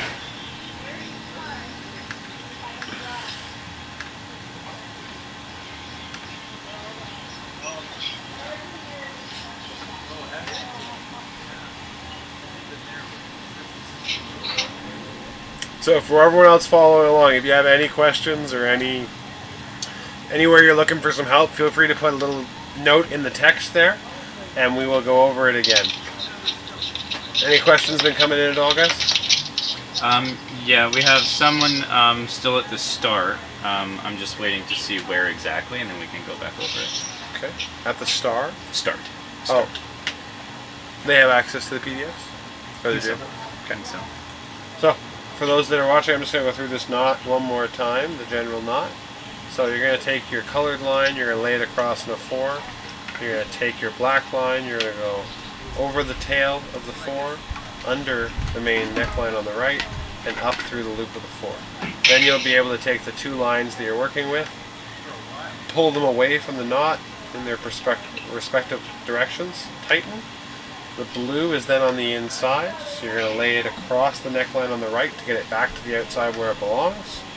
You're going to take this black one, you're going to go over the tail, under the neck, and up through the loop of the 4. And that will get you your second knot. You're then going to take both of these, put them out of the way. You're going to take the one on the left. You're going to lay it across your neckline to make the 4. You're going to go find that black one that you put off to the side a knot and a half ago. You're going to bring it from the right over to the left. You're going to take it down over the tail, under the neck, and up through the hole. As you can see, it does start to progress and look like a belt after a while. How long exactly? I think that differs from person to person, my friend. Oh, thank you. again, and that's the 4th knot out of the 4. You're back to that same starting point. How does the dark rope go over the tail? How does the dark rope go over the tail? So as you can see in the video here, you're going to take this blue line, which is your colored line, you're going to hold it here to make a 4. This black, when I'm saying over the tail, I mean you want to have it up above the knot, and you want it to come back towards your neck. And then you want it to go down between the necklines on the far side of the tail, which is your side of the tail, closer to you. And you want to pull down so that it'll hit that blue line. You're on top of it. And then, having grabbed that in the middle underneath, you want to bring your hand out so it goes underneath that neckline. And then you want to come up through this loop that was created when you laid that colored line over the colored neckline. And you're going to tighten. That brings this into the inside. So again, you're going to have to lay it down across the neckline, making an opposite 4, and then you're going to go over the tail, which on the outside, that just means I'm bringing it up over this line that I'm calling the tail, which goes from the neckline away to the bundle on the rope I just made the 4 with. You're going to go over that, and then you're going to bring your hand underneath the necklines with the rope, and that'll bring it under the neckline, and then through that loop created between the necklines, you're going to bring this bundle up and through the blue or colored line, and then you're going to be tightening knot 2 out of 4. And then we're putting both the lines you were just using off and out of the way. You're going to take the blue or colored line on the left. You're going to create the 4. You're going to take your dark line. You're going to go over the tail, which the tail is the piece that's laying across between the 2 necklines. You're going to go down on your side of the neck, or your side of the tail line. You're going to go underneath the neckline, so from the center over towards the left, and then up through the loop created by that blue colored line. And then we're going to tighten it here and snug it up. The blue's on the inside, so that was knot 3 out of 4. You're going to lay the blue line across the other blue line, which is the neckline on the left. You're going to take the black that you just used. You're going to go over the tail, which is the piece from going from the neckline down to the bundle that you just used. You're going to go over that, under the neckline, and up through the loop. That'll be knot 4 out of 4. When these lines start to get too short, like this one here is getting a little hard to deal with, you just grab this firmly and grab the bundle firmly, and you pull, and it'll release 1 loop every time you pull really hard. And then you just want to... How do you keep the bundles from not falling over top of themselves? What do you mean falling apart? Well, I just had 2 of them fall apart, but I'm trying to keep them organized on the amount of table that I've got, keep the tension on here. I'm all thumbs right now. So Rob, the only tension you need to maintain is on the necklines, except for when you're tightening. But no constant tension needs to be on anything else. What I tend to do, as if you can see in the live stream, what I'm doing is I have them draped over my knees and chairs. Like if I want to put this black one out of the way, I'll go up and I'll hang it somewhere. Or I'll throw it over my shoulder. Or you just want to put it somewhere where it's hooked. If it's just hanging there, it tends to cause your rope to twist like this if the weight's on. Yeah, that's what it's doing. If you put it in your lap or put one up on the table, whatever ones are out of the way, opposite of where you're going to be tying the knot, and then have the bundles for each knot that you're working with in your hand so you can hold on to them. So in this case, the one on the left, I don't need, the blue one on the left, I don't need for the first knot. So I tuck it off here in beside me. So this is not having any weight, but it's out of my way. And then I take the black one that's on the right, and I know I'm not going to be using it, so I put it forward over the chair leg in front of me so it's out of the way, and I don't have to deal with it. The blue one on the right and the black one on the left are the ones I'm using, so I keep them in my hand. Once I create the 4, I'm going to let this one hang down, and I keep the tension with my left hand to have the bundle hanging here. And then I take the black one with the bundle still in my hand. I will go down under the neckline, up through the hole, and then I grab it with my left hand as I let go of the blue, because I no longer need to keep tension there. And then my other hand goes down to the other bundle, and that's what allows me to tighten it. So throughout the process, I'm actually switching bundles. So I drop the blue one, and then I hand the black one to the hand that was holding the blue one. So again here, going to the other side, I put the black one down, and it's hanging, with the black, or the blue one, pardon me, is making the 4 and hanging. And then I take the black one, which is firmly in my hand, I pass it down, under, and then I pass it to my other hand. And my other hand grabs it. And once that's there, I can let go, because the knot's tied. My now free hand gets the blue one that's hanging, and then I can tighten. Because the knot's already tied, even if it looks sloppy, as long as you keep control of both the bundles and know where they are and what point they are in the knot, you'll be able to just tighten it and there'll be nothing in the way. So again here I'm dropping the blue one but keeping the shape of the 4. The black is in my hand. I go over the tail, under the neck, pass the black through, going to my other hand, and then I let everything go. Then I can get the blue end, get the black end, and I can tighten, and that's knot 4 out of 4.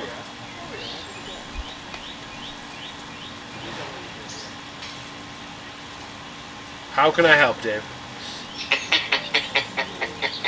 I got to start this at the beginning of the knot, because I think I unraveled something and okay.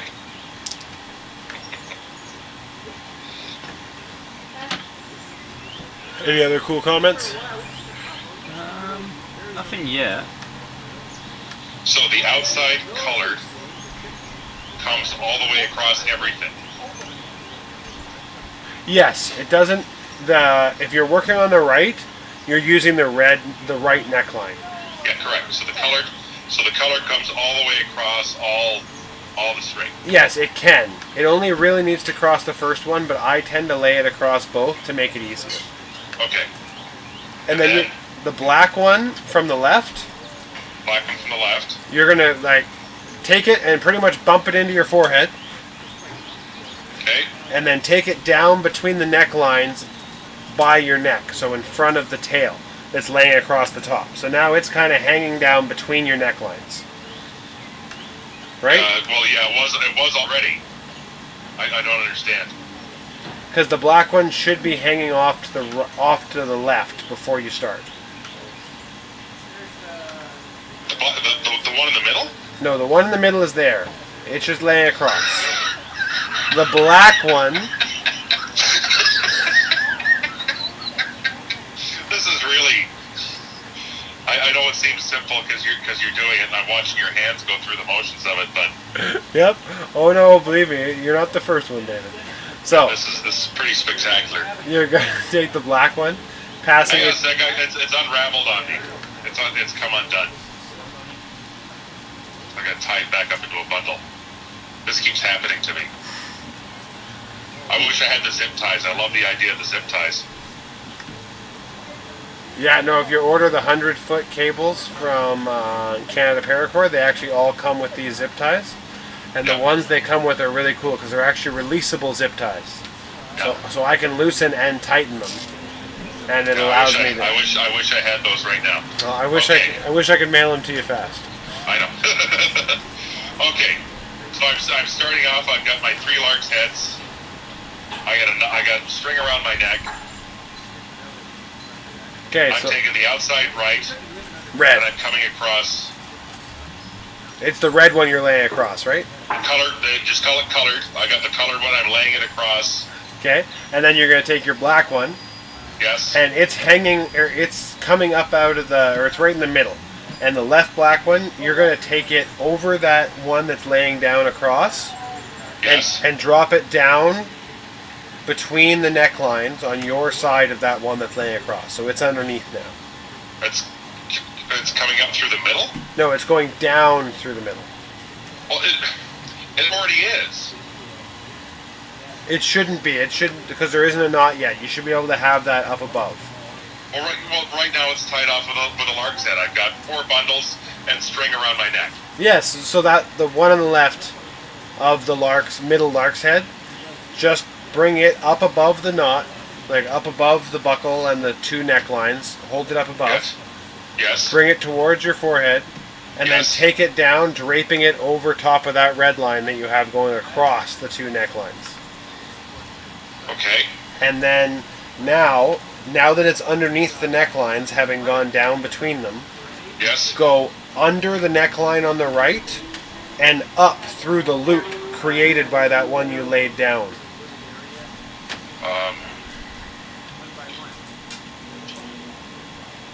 Up through the loop. Damn it. You laid the first rope across. Hang on a second. Because I'm trying to keep this tight, and I have no lap to set this stuff on, so I've got these bundles too short, I guess. Because they just keep flopping all over the place. Yeah, if they're a little bit longer, you can throw them out of the way. I'm going to throw them out the window. This is super awesome. It's a good thing you work with your hands, because the rope burn that you get from...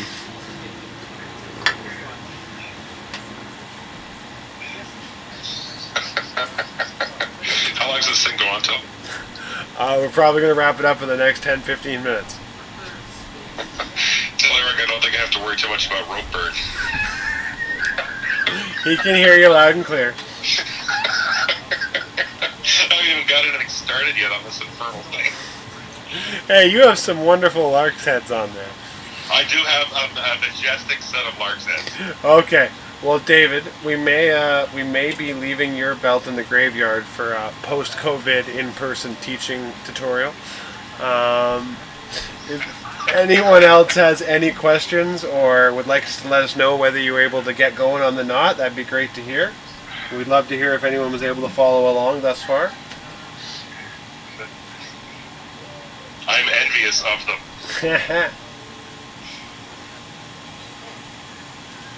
So guys, I'm just going to do another few of these knots while we wait to see if anyone has any questions.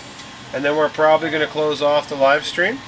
You can reach out to any of us through the Facebook pages or through the emails that are listed on a bunch of the advertisements that we did. If you're looking to email us, it's scparacordprogram@gmail.com.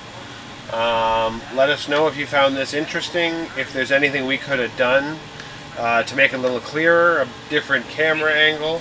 And Having a GoPro, Rob, would be fantastic. from perspective, that is one of the things we were looking into, and we could not find one in time. But having a perspective of the tie would definitely be something we'd be looking to have as well. Yeah, looking down from your perspective on it, I think would, for first-time people like myself. Oh yeah, no, it'd make all the difference, Yeah. I'm sure. Yeah, I think it'd be really cool. Yeah, a couple others agree too, to have that, Point of view rather than it being off to the side. mirrored, Yeah. I think. Yeah. Oh, is it mirrored right now? Well, it's like, because it would be as if you were on the other side of it, right? Looking Yeah. at yourself. Fair enough. So your But- right hand is on the left side of the screen. But like we said, if you have any comments like that on things we could change, if there was something you couldn't see because of contrast or like that, we'd love to hear about it. I'm going to tie a couple more on this blue one. And then Everything else has been really, really clear, Rob. It's just that's the only comment that I've got. just the visual. Yeah, absolutely. Real intricate knots, a good camera okay, wait, up here, wait, close. real quick. So, Yeah. have managed to do the first two knots, but just cannot seem to get the second two knots right. And they gave me trouble too when I was learning. Yeah. Okay. So as we're going to go. So I'm assuming that means the cross knots. So yeah. Yeah. What you can do is looking at this knot right here. What from the description they just gave me? Who is this? Team in England. Tim in England. Team in England. Team in England. Yeah, the whole team. Okay.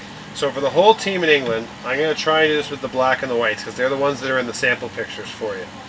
So what you're going to be doing is you're going to be taking this white one and you're laying it across, and then you're going to be taking the black one from the left. And actually, Eric, Yes. do you look over here and hold the camera from my perspective and see if that can help? Yeah, if I can unfold myself. All right. So, Oh, that's gonna be fun. Yeah, Anthony, open that in your. Like it. How's that angle right there? Anthony, that's fine. No, Eric, on my left shoulder. Yeah. So what you're gonna do is you're gonna hold that there. 1 sec. World ending. Yes. So, from there, Anthony, is that a good angle of it? Yeah. Okay. So where are you Tilt gonna it toward Rob a little bit. Like that? No, like. Or towards me? Tip your forward. Yeah, like that. Yeah, there you So go. what you're gonna end up doing here, guys, is this 4, and then you're gonna take this black bundle, and it's gonna go down between your neck. It's gonna go up through that 4. And this is the first half of what you guys have already sorted out. And then you're telling me that you're okay getting this 4 going the other direction. This black one coming around the outside of that tail, underneath the neckline and up through this hole. And you guys are good to go. So what you want to do is, I've just finished that knot. These 2 cords are in my hand, the ones I just used. I'm putting them completely out of the way.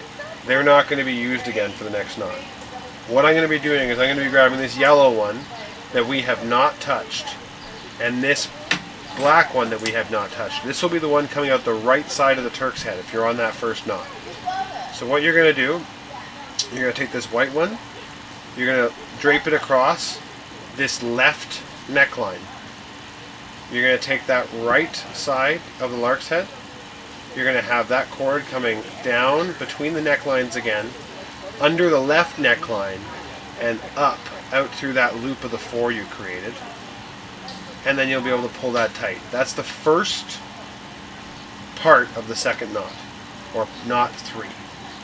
And that's tightened. So now this white one, again, these are the same 2 in my hand. For the left 2 knots, it's the same 2 cords. Anthony, can you make that bigger? I'm going to be going across here.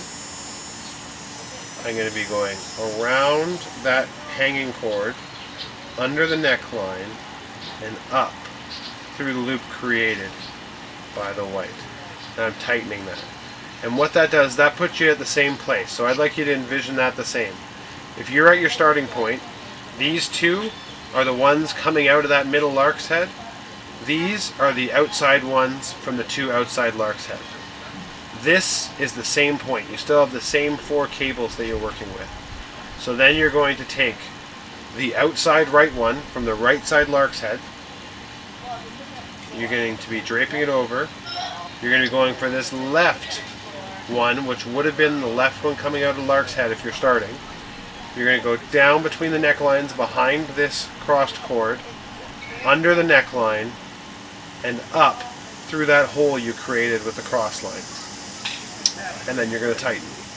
The white is on the inside. It shouldn't be. So again, these same 2 cables in my hand. I'm not changing them. It's going to drape across. It's going to go around that, under the neckline, and up through the loop created by the crossing line. And we're Oh, I tied. have a loop. The white, it's in the right place. Now it's on the outside, that's where it should be. So I'm done with these cables in my hand. I don't need them anymore. So I'm putting them down. I'm going back to this one, which would be the left cord coming out of the left lark's head. I'm laying it across. I'm grabbing this cable, which is coming out of this knot behind. So there's 2 black ones on the right now, but one of them's further behind. So that's the one we want. It would be the one coming out the right side of the lark's head if you were starting. It's going to come down between your neck, under this neckline, and up through that loop. Again, I have these 2 ropes in my hand. I'm tightening. That white line is, now my neckline is tight when I'm doing this tighten, because if it's loose and I try and tighten, things get sloppy. You want to be leaning back, keeping these cords tight, and then tightening these. The white one's on the inside, it shouldn't be. So again, for the 4th and final knot, we're laying it across. We're coming around the tail, under the neckline, and up through the loop created by that white line you're bringing back to the outside. Again, leaning back for tension on the necklines. You tighten the 2 cables. We're back at that starting point.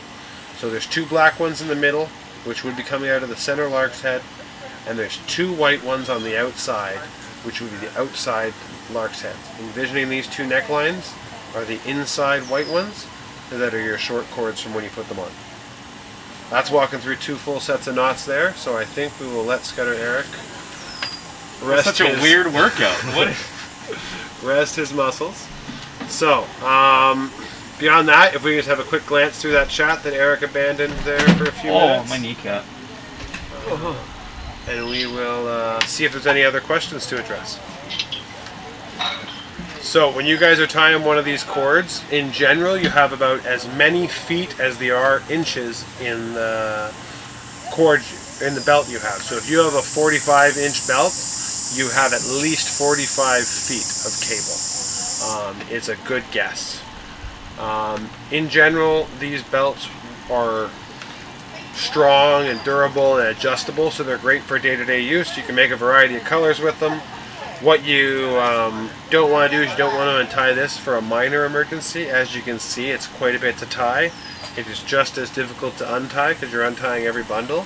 So this would be something you'd have with you in a go bag or in a camp bag if you ever got lost in the woods.